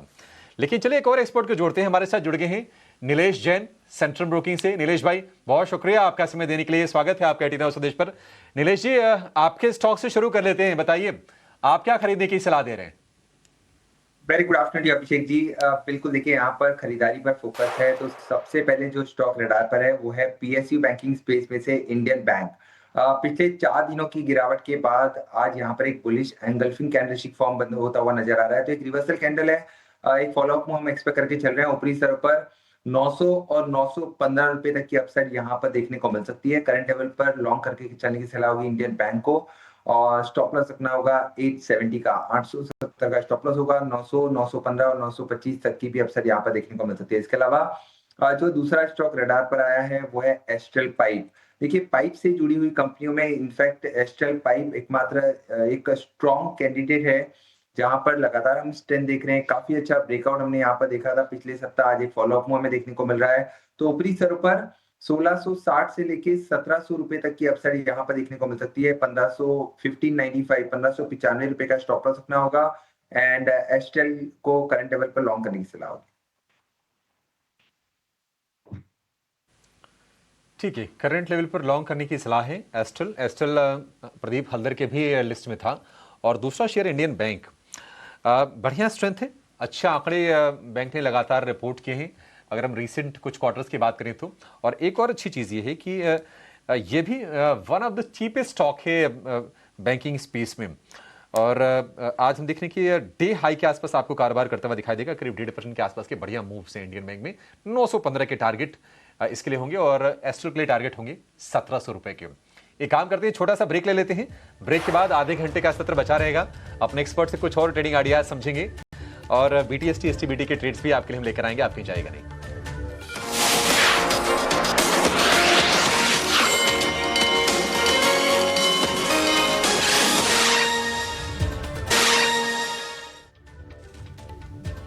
स्वागत है आपका एक बार फिर से क्लोजिंग कॉल पर। आइए अब बात करते हैं नारायण हृदयलय के मैनेजमेंट के साथ, जिसके दिसंबर तिमाही में नतीजे अनुमान से कमज़ोर रहे हैं। आय में सालाना आधार पर 61% की ग्रोथ दिखी, लेकिन मुनाफे पर 34% की कमी दिखी है। मुनाफे पर कहां से दबाव दिखा है, कैपेक्स बढ़ाने की क्या तैयारी है कंपनी की, इन तमाम बातों पर चर्चा करने के लिए हमारे साथ जुड़ रही है नारायण हेल्थ की ग्रुप CFO संध्या जी। संध्या जी, आपका बहुत बहुत स्वागत है शो पर। हमारे साथ जुड़ने के लिए बहुत शुक्रिया। आपके फाइनेंशियल्स के बारे में बात करते हैं। Q3 में कंपनी का परफॉर्मेंस कैसा रहा था? रेवेन्यू में हमने एक ग्रोथ देखा है, पर एबिटा मार्जिन के बारे में बात करें तो लगभग 600 बिप्स का एक ड्रॉप देखा है यहाँ पर। एक जो वन टाइम एक्विजिशन का जो कॉस्ट रहा है लगभग 76 करोड़ रुपीज़ का, इसके अलावा स्ट्रक्चरल रीजंस क्या रहे हैं? क्या कारण है कि हमने बॉटम लाइन पर और इस एबिटा मार्जिन पर एक कंप्रेशन देखा है? और जब हम मार्जिन के बारे में बात कर रहे हैं तो 23 से 24% के रेंज के बीच में आप मार्जिन्स को लौटता हुआ कब तक देखते हैं? नमस्ते, मुझे हम बुलाने के लिए आपका धन्यवाद। अगर आप रेवेन्यू में देखेंगे तो इंडिया बिजनेस का अबाउट 11% ग्रोथ देखा है हमने। इंटरनेशनल केमन बिजनेस में हमने काफी रेवेन्यू एक्सपेंशन देखा है, क्योंकि हमने वो नया कैपेसिटी ऐड किया था सेकेंड हॉस्पिटल के मन्नाबे में, तो उसका बेनिफिट आ रहा है। उसकी वजह से आप सिग्निफिकेंट इंक्रीज देख पा रहे हैं रेवेन्यू में। और इंटीग्रेटेड केयर बिजनेस जो दो उसका बेसलाइन छोटा है, पर उसमें भी ईयर ऑन ईयर अच्छा ग्रोथ दिखा है। उसके अलावा यूके के ऐड होने की वजह से आपको वो सब्सटेंशियल नंबर दिख पा रहा है रेवेन्यू में। एज फार एज अगर आप एबिटा को देखेंगे तो इंडिया बिजनेस में काफी मार्जिन एक्सपेंशन हमने देखा है पिछले साल। यही क्वार्टर से अभी तक ग्रेटर देन 2%, अभी 22.5% का एबिटा हमने जो रिपोर्ट किया है Q3 में। Q3 के लिए ये हमारा हाईएस्ट एबिटा है। तो इंडिया बिजनेस में काफी स्ट्रॉन्ग एबिटा परफॉर्मेंस डिलीवर हुआ है। केमन में स्टेबल एबिटा परफॉर्मेंस डिलीवर हुआ है। ग्रोथ नहीं दिखा, पर डिक्लाइन नहीं है केमन में, क्योंकि हमने इंश्योरेंस बिजनेस स्टार्ट किया था केमन में, तो उसकी वजह से एक सैचुरेशन दिखा है। पर केमन में भी एबिटा परफॉर्मेंस स्ट्रॉन्ग रहा है। आप जो देख रहे हैं ओवरऑल एबिटा डाइल्यूशन, वो इसकी वजह से देख रहे हैं क्योंकि यूके का जो पोर्टफोलियो हमारे पोर्टफोलियो में ऐड हुआ है वो लोअर मार्जिन पोर्टफोलियो है, in line with how the UK market is. उसकी वजह से आप उसका इफेक्ट एलिमिनेट किए बिना देखेंगे तो आपको लगेगा कि एबिटा डिक्लाइन हुआ है। बट अगर आप यूके का इफेक्ट निकाल के देखेंगे तो ओवरऑल एबिटा में भी हमने ग्रोथ ही देखा। बिल्कुल।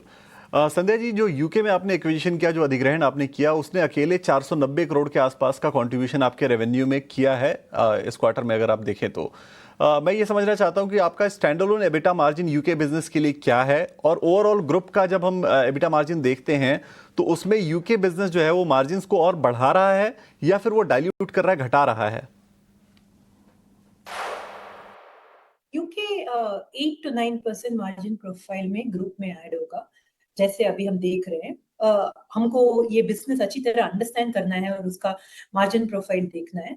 बट अगर आप मार्केट रियलिटी देखेंगे तो यूके का जो मार्केट है वो इंडिया या केमन के टाइप मार्जिन प्रोफाइल्स में ऑपरेट नहीं करता। तो हम यूके में margin expansion over a period of time देख पाएंगे, बट ओवरऑल अगर आप ग्रुप का एबिटा देखेंगे तो UK will be diluted to the group EBITDA percentage. Okay और संध्या जी, आगे जाते हुए हम आप अपने कैपेक्स प्लान्स के बारे में हमें बताइए। आपकी कुल कैपेक्स पाइपलाइन लगभग 3000 करोड़ रुपए की है। दूसरी तरफ अगर आपके डेट पिक्चर के बारे में बात करें तो नेट डेट भी 2200 करोड़ के आसपास है। इतनी बड़ी कैपेक्स पाइपलाइन है, हमारे दर्शकों को बताइए कि ये पाइपलाइन की फंडिंग कहाँ से होगी, आप क्या प्लान्स है, कोई फंड रेजिंग का प्लान्स है नियर फ्यूचर में? हमारा अभी कोई फंड रेजिंग का प्लान नहीं है, क्योंकि अगर आप देखेंगे हमारे बैलेंस शीट में तो सिग्निफिकेंट हेड स्पेस है बोरोइंग के लिए अभी भी।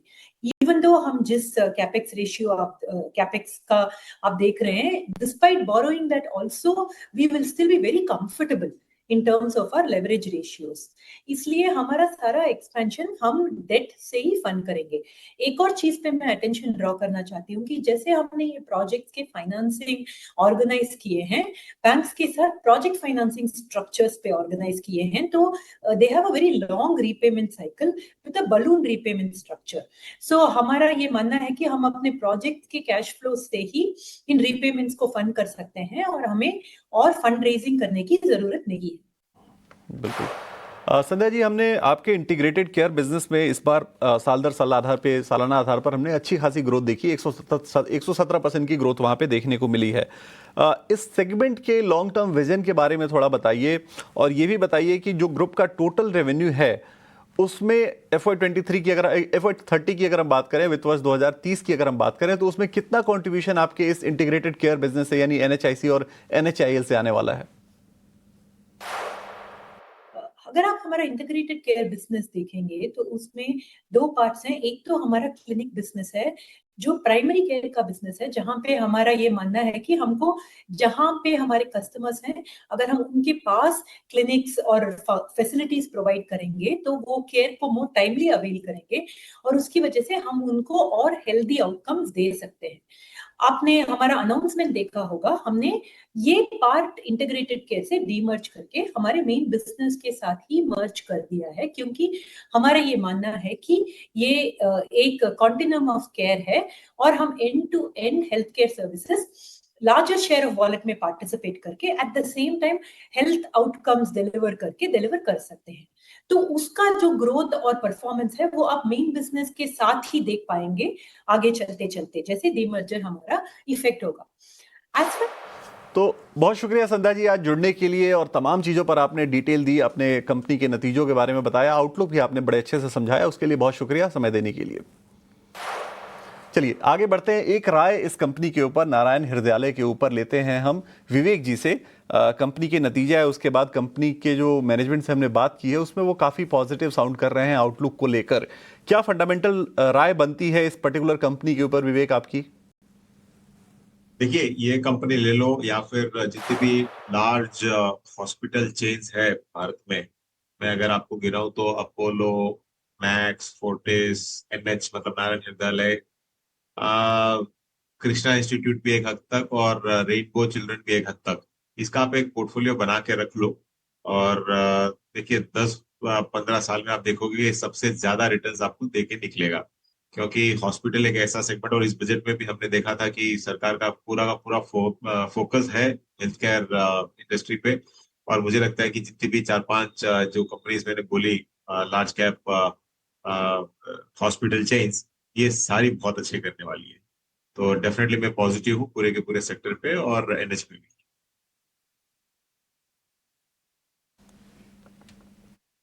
ठीक है, नारायण हृदयालय और पूरे सेक्टर को लेकर विवेक जी पॉजिटिव हैं। कुछ और स्टॉक्स पर जरा व्यू लेते हैं। NBCC में आज हम देख रहे हैं कि थोड़े थोड़े लॉन्ग फिर से ऐड हो रहे हैं, और NBCC का अगर हम प्राइस देखेंगे तो लगभग 100 रुपये के आसपास के भाव हैं। 100 रुपये 65 पैसे का आज हाई बनाया, और उसी के आसपास हम देख रहे हैं कि टिका हुआ है, 2% के आसपास की तेजी है। राय आपके नीलेश जी, एनबीसीसी को लेकर एक रेंज बाउंड रहा है शेयर ये, और फिर से थोड़ा लोअर लेवल से इंटरेस्ट आ रहा है ट्रेडर्स का, क्या राय होगी आपकी शेयर को लेकर? बिल्कुल अभिषेक जी, देखिए एक रेंज बाउंड स्टॉक काउंटर फिलहाल ट्रेड करता हुआ नजर आ रहा है, जहां पर 105 का एक स्ट्रॉन्ग रेजिस्टेंस हाल फिलहाल इस पर्टिकुलर काउंटर ने फेस किया था, उसके बाद गिरावट देखी थी। आज पहला रिवर्सल कैंडल है, तो यहाँ पर एक pull back trade on the back of follow up हम कह सकते हैं, वो देखने को मिल सकता है, जो स्टॉक को यहाँ से 102 और 104 तक ले जा सकता है ऊपरी स्तर पर। सपोर्ट जो है वो 96 पर है, तो इन लेवलों पर ना लेते हुए थोड़ी सी डिप पर एक कॉन्ट्राबैट लेके चल सकते हैं। ऊपरी स्तर पर 102 और 104 तक के लेवल देखने को मिलेंगे। 105 का लेवल अगर ये ब्रेक कर देता है तो एक शॉर्ट टर्म बॉटम फॉर्मेशन यहाँ पर बनता हुआ नजर आएगा। उसके बाद 110 115 तक की भी अपसाइड हमें देखने को मिलेगी, बट उसके लिए 105 के लेवल का ब्रेक करना बहुत जरूरी है। जिनके बाद लॉन्ग पोजीशन है उन्हें यहाँ पर बने रहने की सलाह होगी। ठीक है, लॉन्ग पोजीशन है तो बने रहने की सलाह है एनबीसीसी में। बैंक ऑफ इंडिया में क्या ट्रेड बन रहा है श्रीकांत जी आपके हिसाब से? क्योंकि 3-4 सत्र की गिरावट आ रही थी और आज हम देख रहे हैं कि गिरावट पर ब्रेक लगी और तेजी की नई पोजीशन ऐड हो रही है। हमने देखा था कि कुछ दिनों पहले खबर आई थी कि 3000 करोड़ रुपए का QIP करने जा रही है, फंड रेज करेगी। 165 रुपए के प्राइसेस हैं, क्या यहां से और चल जाएगा बैंक ये? अभिषेक जी बिल्कुल, अगर पर्टिकुलर PSU बैंक्स को अगर आप देखें तो यहाँ पे एक गजब की तेजी बनी है, और इनफैक्ट अगर आप वीकली मंथली चार्ट देखेंगे तो उसमें लगातार हायर टॉप हायर बॉटम की सीरीज बनी है। साथ ही साथ जो इनके क्वार्टरली नंबर्स अगर आप देखते हो तो कई हद तक काफी अच्छे नंबर्स रहे हैं ये। और अगर हम इस पर्टिकुलर स्टॉक को यानी कि बैंक ऑफ इंडिया को अगर हम लॉन्ग टर्म स्केल पे देखें तो कभी ये स्टॉक 440 हुआ करता था, 440 450 के करीब था, वहां से गिर के कुछ 20 रुपए के करीब गया था। तो अभी ये पूरे फॉल का रिट्रेसमेंट चल रहा है और मुझे लगता है कि इसमें तेजी और भी बनेगी। ये स्टॉक 165 के करीब जो है वो कम से कम यहाँ से 190 तक तो जा सकता है, और अगर बेस्ट के सिनारियो में अगर जाए तो फिर शायद मुझे लगता है कि 250-300 के भी लेवल्स दिखा सकता है, लेकिन which will take time. But in the near term काफी अच्छा टेक्निकल ब्रेकआउट हुआ है एट 150। अब मुझे लगता है कि ग्रेजुअली 190 जा रहा है, तो करंट लेवल से भी इसमें लॉन्ग पोजीशंस बना सकते हैं। और जो हमें स्टॉप लॉस रखना है वो काफी नियर बाय का स्टॉप लॉस है। स्टॉप लॉस हमें रखना है एट 160, 160 रुपए का स्टॉप लॉस रखे, और टारगेट्स रखे 190 रुपए के। बहुत शानदार है सर, तो फिर तो रिस्क रिवॉर्ड रेशियो बहुत अच्छा है। 160 रुपए का स्टॉप लॉस, 190 रुपए का टारगेट होगा बैंक ऑफ इंडिया के लिए। और ठीक ठाक वॉल्यूम भी आज के सत्र में हमने देखा है बैंक ऑफ इंडिया में। बैंक निफ्टी डी हाई पर 750 अंकों का उछाल और 60,900 से ऊपर जाके अब ट्रेड कर रहा है, करीब 1.25% के आसपास की मजबूती अगर हम प्रतिशत के लिहाज से देखेंगे। निफ्टी को ठीक ठाक मार्जिन से आज के सत्र में आउटफॉर्म किया है, और जो टारगेट दिए अंशुल जी ने बैंक निफ्टी को लेकर वो टारगेट भी अचीव होते हुए नजर आ रहे हैं। अंशुल जी बहुत बधाई आपको। अब यहां से बताइए कि यहां से क्या करना है। यहां से भी मान लीजिए जिन्होंने अभी पोजीशन अनवाइंड नहीं की है, क्या वो ट्रेल कर लें और क्या नई पोजीशन लेनी है निफ्टी बैंक में? सर देखिए, मुश्किल से तेजी बनी है तो ट्रेल करना ही चाहिए। इसलिए मैंने ओपनिंग में भी जब पहला टारगेट हिट हुआ था, प्रॉफिट बुक कराने की जगह एक्सटेंड करने की कोशिश की है। अभी भी आपको ट्रेल करना चाहिए। 60,750 का स्टॉप लॉस लेना चाहिए, 200 पॉइंट नीचे का, और टारगेट आपको 1 से 2 दिन में 61,417 का लेवल जो हमने डिस्कस किया था, ये 3 फरवरी का ओपन हाई वाला जो लेवल है ये टेस्ट होते हुए दिखेगा। तो 61,417 आते हुए दिख रहा है। और वैसे भी बैंकिंग स्टॉक्स में रिलेटिव स्ट्रेंथ है, तो बैंक निफ्टी ही निफ्टी के मुकाबले ज्यादा परफॉर्म करेगी। ओके, तो ये निफ्टी बैंक और निफ्टी के बीच में जो कंपैरिजन ड्रॉ किया है, निफ्टी बैंक पर ज़्यादा बुलिशनेस दिख रही है अभी फ़िलहाल चार्ट्स पर। बट उस समय आ गया है, ये समय आ गया है शो पर जहाँ पर हम अपने दिग्गज एक्सपर्ट से, टेक्निकल एक्सपर्ट से BTST आइडियाज़ या STBT आइडियाज़ के बारे में उनकी राय ले। नीलेश जी, आपसे शुरुआत करते हैं। BTST बेसिस पर आपको कौन से स्टॉक्स फ़िलहाल अच्छे लग रहे हैं? चार्ट्स पर कहाँ स्ट्रेंथ दिख रही है? देखिए, रिएक्टेट करूंगा इंडियन बैंक इस पर्टिकुलर स्टॉक को, क्योंकि यहाँ पर PSU बैंकिंग स्पेस में काफी अच्छा मोमेंटम हमें देखने को मिल रहा है। तो एक BTST के लिए इंडियन बैंक एक अच्छा कैंडिडेट हो सकता है, जहां पर 910 930 तक की अपसाइड हमें देखने को मिल सकती है 870 के स्टॉप लॉस से। इसके अलावा जो दूसरा स्टॉक हमें पसंद आ रहा है वो है सीमेंस। सीमेंस में काफी लंबे समय बाद यहाँ पर इसने 200 एक्सपोनेंशियल मूविंग एवरेज को रिक्लेम कर दिया है। क्लोजिंग काफी अच्छी यहाँ पर देखने को मिल रही है, तो यहाँ पर भी फॉलो अप में ऊपरी स्तरों पर 3300 तक का हमें देखने को मिल सकता है। 3140 के स्टॉप लॉस से सीमेंस की इस पर्टिकुलर काउंटर को लॉन्ग करके चल सकते हैं।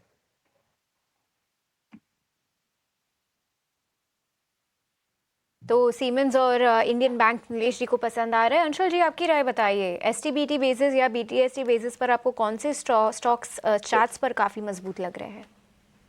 देखिए, बैंक निफ्टी तो ऑलरेडी हमने डिस्कस कर लिया कि बीटीएसटी लेके ही जाना चाहिए। उसका एक कंपोनेंट है जहाँ पे फ्रेश ब्रेकआउट बन रहा है इंडसइंड बैंक, 931 रुपए चल रहा है। 931 में इंडसइंड बैंक बीटीएसटी ले जा सकते हैं। स्टॉप लॉस करीब 920 रुपए का रहेगा और 945 रुपए का टारगेट रहेगा।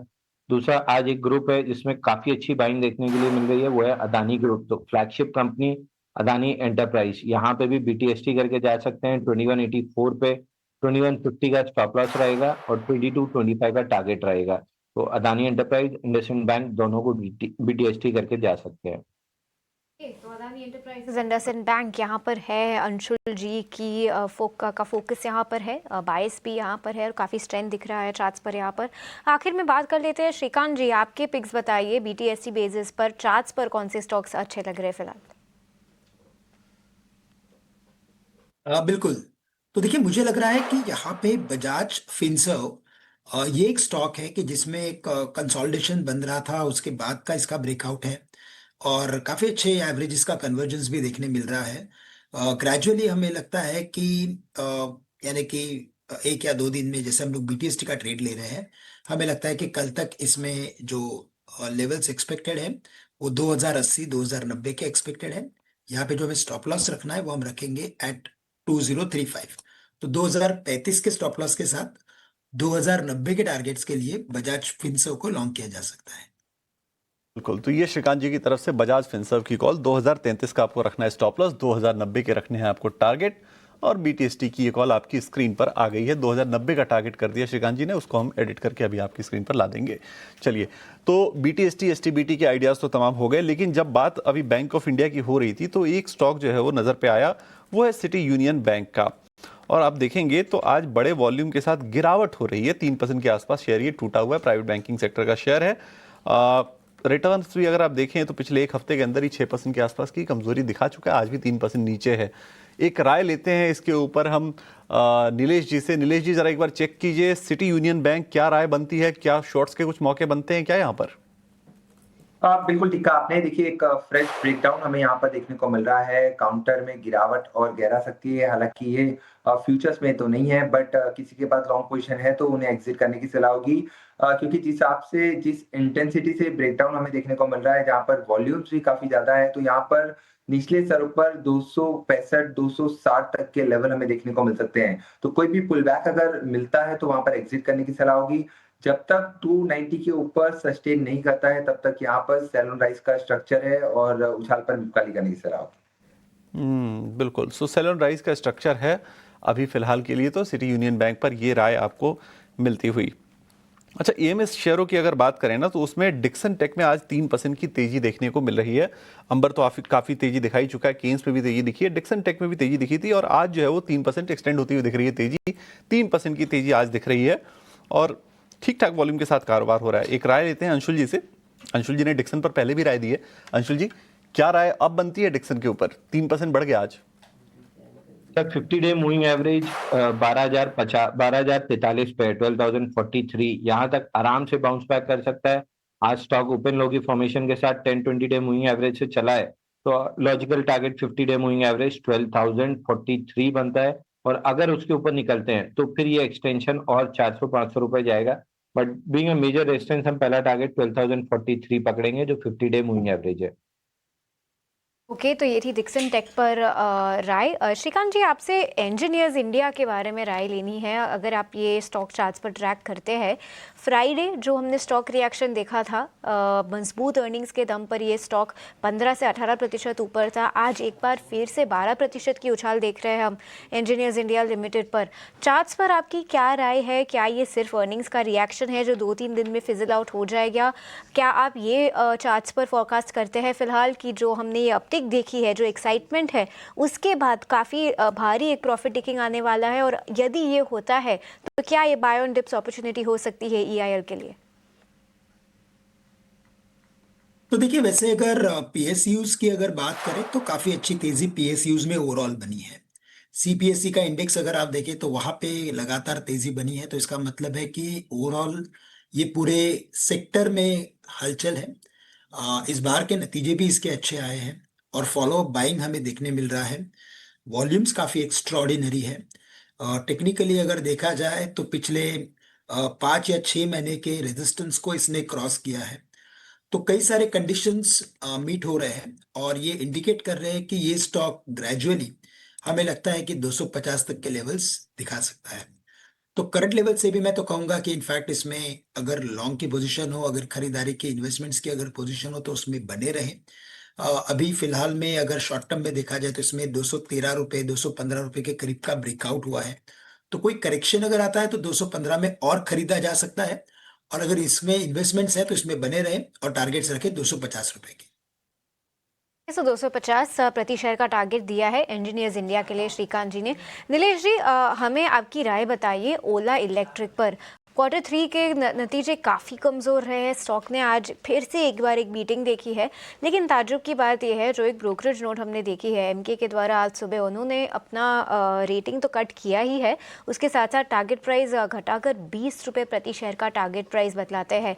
क्या आपकी नज़र में चार्ट्स पर इतनी वीकनेस मौजूद है आगे जाते हुए? क्या ओला इलेक्ट्रिक का भाव 20 तक गिर सकता है नीचे जाते हुए? बिल्कुल, देखिए लगातार यहाँ पर एक series of lower term formation बनते हुए नजर आ रहे हैं। अगर आप ब्रॉडर स्ट्रक्चर उठा के देखिए, पिछले लगभग 1-1.5 साल से लगातार यहाँ पर गिरावट हमें देखने को मिल रही है। इन बिटवीन पुल बैक भी देखने को मिले थे, बट वहां पर भी हमें बिकवाली हावी होती नजर आई। तो स्ट्रक्चर जिस हिसाब से आज एक फ्रेश ब्रेकडाउन देखने को मिल रहा है विद गैप डाउन ओपनिंग, आज हमने शुरुआत देखी थी और ह्यूज वॉल्यूम के साथ आज का सेल ऑफ है। तो क्लियरली यहाँ पर शॉर्ट टर्म के लिहाज से पहला टारगेट 25 से लेके 24 के रेंज में निकल के आ रहा है और दूसरा पोजिशनल टारगेट यहाँ पर 20 रुपए तक के भी बनते हुए नजर आ सकते हैं। हालांकि उसके लिए थोड़ा सा समय होगा, थोड़े समय के बाद वो लेवल शायद देखने को मिले, बट यस, कोई भी पुल बैक यहाँ पर अगर आता है तो वहां पर एग्जिट करने की ही सलाह होगी। स्ट्रक्चर जो मेजर स्ट्रक्चर है वो वीक है। ठीक है, बिल्कुल मेजर स्ट्रक्चर वीक है ओला इलेक्ट्रिक का और बहुत नुकसान कराया है। और अब एमके ग्लोबल की इस पर जो रेटिंग है वो सेल की रेटिंग है, 20 रुपए के टारगेट है ओला इलेक्ट्रिक के लिए। रेवेन्यूज घट के हो गए इनके आधे ईयर ऑन ईयर बेसिस पर, और हम देख रहे हैं कि आज शेयर जो शुरुआत में गिरा बिल्कुल रिकवर कर ही नहीं पाया और 28 रुपये 90 पैसे के आसपास के भाव आपको दिखाई देंगे। निफ्टी का एक स्टॉक जरा लेकर आते हैं जिसने बड़े मार्जिन से निफ्टी को उसने आउट परफॉर्म किया है और लगभग साल भर में निवेशकों के पैसे कर दिए हैं डबल। हम बात कर रहे हैं श्रीराम फाइनेंस की। श्रीराम फाइनेंस मतलब वो गिने चुने स्टॉक्स में शामिल होंगे जिसमें हमने देखा कि बड़े मार्जिन से निफ्टी को जिसने आउट परफॉर्म किया है। 6 महीने के भी आप रिटर्न देखेंगे तो लगभग 75% के रिटर्न है। और जब से ये खबर है कि जापान का MUFG बैंक इसमें स्टेक ले रहा है, हमने देखा कि शेयर ये रुका नहीं। 2 लाख करोड़ रुपए से ज्यादा का मार्केट कैप हो गया है श्रीराम फाइनेंस का फिर से, और आज इसने नया हाई बनाया है। श्रीकांत जी, आपका व्यू श्रीराम फाइनेंस को लेकर? स्ट्रॉन्ग फंडामेंटल, बढ़िया न्यूज, और हमने देखा कि शेयर ने लगातार उड़ान भरी है। नहीं, बिल्कुल, इनफैक्ट अभिषेक जी बहुत ही बेहतरीन एक टेक्निकल फॉर्मेशन बना है। प्लस अगर हम क्वार्टरली नंबर्स देखेंगे तो वो भी काफी सपोर्टिव है। तो इंडिकेट तो यही कर रहा है कि ये स्टॉक कम से कम यहाँ से पहला जो टारगेट रहेगा वो 1150-1200 का रहेगा। लेकिन इवेंचुअली हमें लगता है कि ये स्टॉक 1500 रुपए तक जा सकता है। इट विल टेक टाइम, थोड़ा सा वक्त लगेगा, लेकिन अगर इसमें इन्वेस्टमेंट्स अगर हो तो उसमें बने रहें। इनफैक्ट हमें क्या लग रहा है कि ये जो पूरे NBFCs है इन सभी में ग्रेजुअल तेजी बनेगी और सभी स्टॉक्स यहाँ से और अच्छा परफॉर्म कर सकते हैं। जो IT में जो एक बड़ा सेल ऑफ हमें देखने मिल रहा है वो मुझे लगता है कई हद तक ये जो कंपनीज है, एनबीएफसीज हैं या निफ्टी फिन निफ्टी करके जो इंडेक्स है, वो उसकी भरपाई कर सकता है। तो काफी अच्छा रोटेशनल एक्टिविटी हमें देखने मिल रहा है और हमें लगता है कि ये भी स्टॉक यहाँ से अच्छा परफॉर्मेंस दे सकता है। ठीक है, श्रीराम फाइनेंस यहां से भी अच्छा प्रदर्शन ये दिखा सकता है। आप देखिए 0.25% के गेंस के साथ ही कारोबार कर रहा है। एक सेगमेंट श्रिम्प वाली कंपनीज हमने देखा था कि इंडिया यूएस ट्रेड डील जब हुई उसके पहले ही इसमें गर्मी आनी शुरू हो गई थी और महीने भर में लगभग 50-60% के रिटर्न दोनों के दोनों शेयरों ने अवंती फीड और एपेक्स फ्रोजन ने दे दिए हैं। आज तेजी के बाजार में हम देख रहे हैं कि थोड़ी प्रॉफिट टेकिंग आ रही है। अवंती फीड करीब 6% नीचे दिन के निचले स्तर पर आपको दिखाई देगी। तो छोटी कंपनियों में महारत हासिल है अंशुल जी को। अंशुल जी अच्छे से ट्रैक भी करते हैं और उस पर व्यू भी दे देते हैं। अंशुल जी राय आपकी, क्या अब समय आ गया है कि मुनाफा वसूली कर ली जाए, बाहर हो लें शेयर से? सर बिल्कुल, अगर आप एक्सट्रीम शॉर्ट टर्म प्लेयर हैं तो अवंती फीड परसों भी हमने डिस्कस किया था, थर्सडे को की एक्सटेंशन अब बहुत ज्यादा हो चुका है। लगभग 1390 के आसपास यहाँ पे प्रॉफिट बुक कर लेना चाहिए। 10 डे मूविंग एवरेज तक पुल बैक आती हुई दिखेगी, या तो साइडवेज रहेंगे 1350 के आसपास, या फिर 10 डे मूविंग एवरेज तक पुल बैक रहेगा 1180। तो कल और आज का सेशन मिला के दिख रहा है कि अवंती फीड में पुल बैक आएगा 1180 रुपए तक। और same is with apex frozen, यहाँ पे भी 10 डे मूविंग एवरेज खड़ा है 388 पे, यहाँ तक आराम से पुल बैक आता हुआ दिखेगा। तो अब तक अगर प्रॉफिट बुकिंग नहीं की है अभी भी प्रॉफिट बुकिंग कर लेना चाहिए। एटलीस्ट 10 डे मूविंग एवरेज तक तो कैचअप होने तक स्टॉक्स में हल्का डाउन मूव बना रहेगा। ओके और लगभग 3 से 4 मिनट के बीच में टाइम बचा है अब मार्केट के बंद होने के लिए आज के ट्रेडिंग सेशन में। नीलेश जी, कल के लिए अपनी स्ट्रैटेजी बताइए। कल के लिए निफ्टी कहाँ खुल सकता है, कल का मार्केट कैसा रह सकता है, क्योंकि वीकली निफ्टी एक्सपायरी है, इसके दम पर क्या आप चार्ट्स पर कोई भी वॉलेटिलिटी देख रहे हैं? बिल्कुल, देखिए बहुत ही अच्छी क्लोजिंग हमें आज देखने को मिल रही है। 2 दिनों की शार्प गिरावट के बाद आज निफ्टी ने एक बुलिश कैंडल बनाया है, जो एक बुलिश एंगल्फिंग कैंडल बना है, जो एक बुलिश रिवर्सल पैटर्न है। तो यहाँ पर एक फॉलोअप मूव ऊपरी स्तरों पर हमें देखने को मिल सकता है, जो निफ्टी को यहाँ से 25,750 और 25,800 की रेंज में ले जा सकता है। आज एक पॉजिटिव डेवलपमेंट ये देखने को मिल रहा है कि निफ्टी ने अपने 21 डीएमए को डिफेंड किया है और एक अटेम्प्ट कर रहा है 100 डे मूविंग एवरेज को ब्रेक करने का। तो 100 डीएमए है 25,700 के आसपास। तो 25,700 के ऊपर निकलने के बाद हमें 25,800 प्लस तक के लेवल देखने को मिलेंगे निफ्टी में। हो सकता है कल के दिन में ही हमें ऊपरी स्तर पर 25,800 के लेवल देखने को मिल जाए। तो 25,550 25,600 पर बेस बन चुका है। यहाँ पर लॉन्ग साइड में फोकस करने की सलाह होगी। कल एक शॉर्ट कवरिंग कैंडिडेट निफ्टी और बैंक निफ्टी इनफैक्ट दोनों में ही शॉर्ट कवरिंग हमें देखने को मिल सकती है। ठीक है, शॉर्ट कवरिंग आ सकती है। और आप देखिए एग्जैक्टली 300 अंकों की रिकवरी आज दिन के निचले स्तर पर निफ्टी में रही है। आज का जो लो है मैं आपको बता देता हूं, वो है 25,372 का और 25,678 पर 300 अंकों से थोड़ी सी ज्यादा की रिकवरी हम देख रहे हैं इस वक्त निफ्टी में और 200 अंकों की जबरदस्त तेजी। तो आज बाजार ने एआई वाले कंसर्न को कहा अच्छा ठीक है आप थोड़े किनारे हो लीजिए, बाकी बाजार तो ठीक है हम चलेंगे। तो आप आईटी को देखेंगे थोड़ा सा सुस्ती रही, ऑटो केमिकल ये कुछ स्टॉक्स रही जहां पर आज के सत्र में नरमी रही। और आईटी स्टॉक्स भी हमने देखा कि ऑफ लेट अगर आप सेकेंड हाफ में देखेंगे तो ठीक ठाक रिकवरी निफ्टी आईटी में लोअर लेवल से आ गई थी, करीब 300 अंक संभल के कारोबार कर रहा था। और आखिरकार जाते जाते हमने निफ्टी आईटी को हरे निशान में क्लोज होते हुए दिखा है, कितना 0.25% ऊपर। तो वो भी कंसर्न थोड़ा सा पीछे छूटा। कुछ स्टॉक्स जरूर आज कमजोर रहे हैं, लेकिन आप देखिए कोफोर्ज, परसिस्टेंट, ओरेकल, टीसीएस जैसे शेयर आज ये आधे % से लेकर 2.5% के गेंस के साथ बंद हुए हैं। तो आईटी वाला भी चिंता भी थोड़ी पीछे जरूर आज छूटते हुए दिखाई दी। आज एनर्जी शेयरों का पूरा दिन रहा, क्योंकि पावर ग्रिड, कोल इंडिया ये जम के चले। पावर इंडिया आज 300 रुपए के ऊपर निकला, 4.5% की सॉलिड तेजी आज के सत्र में हमने देखी। और इसके अलावा जो कह सकते हैं कि जो इंजन रहा, जो बड़े वेटेज वाला शेयर है रिलायंस भी आज हमने करीब 1.25% के आसपास की तेजी देखी है। 1435 रुपए के ऊपर जाकर रिलायंस की क्लोजिंग होने जा रही है। ओवरऑल मार्केट का सेंटिमेंट बेहतर हुआ और सेकेंड हाफ ज्यादा अच्छा रहा। हालांकि अगर आप ब्रॉडर मार्केट को देखेंगे तो 1233 शेयर तेजी वाले रहे NSE पर और 1744 शेयर आज हम देखने की कमजोरी के साथ बंद होने जा रहे हैं। तो थोड़ा सा ट्रेड रहा। मिड कैप स्मॉल कैप में उतनी स्ट्रेंथ नहीं आई। देखिए मिड कैप स्मॉल कैप गिरते पहले हैं और संभलते बाद में हैं, तो कल हो सकता है कि कल हम उनमें भी मूव अच्छा देखें। लेकिन आज इसके अलावा पावर ग्रिड के अलावा हमने देखा कि दिग्गजों में एचडीएफसी बैंक ने अच्छा संभाला, करीब 2.5% की तेजी रही। इसके अलावा एक्सिस बैंक में बढ़िया तेजी रही। श्रीराम फाइनेंस ने आज नया रिकॉर्ड बनाया है। फार्मा और हॉस्पिटल में मैक्स हेल्थ सिप्ला ये 2% से ज्यादा चले हैं ये शेयर ये। लेकिन वायदा में जीएमआर इंफ्रा करीब 7% चला। टोरेंट फार्मा के हमने देखा था कि नंबर इसके अच्छे आए थे, तो टोरेंट फार्मा का जो शेयर रहा आज ये वायदा के टॉप गेनर में रहा, क्योंकि मुनाफे में करीब 26-27% के आसपास को उछाल आया था। इसके अलावा कैपिटल गुड्स वाले शेयर सीमेंस हो गया, कमिंस हो गया, एबीबी ये चले।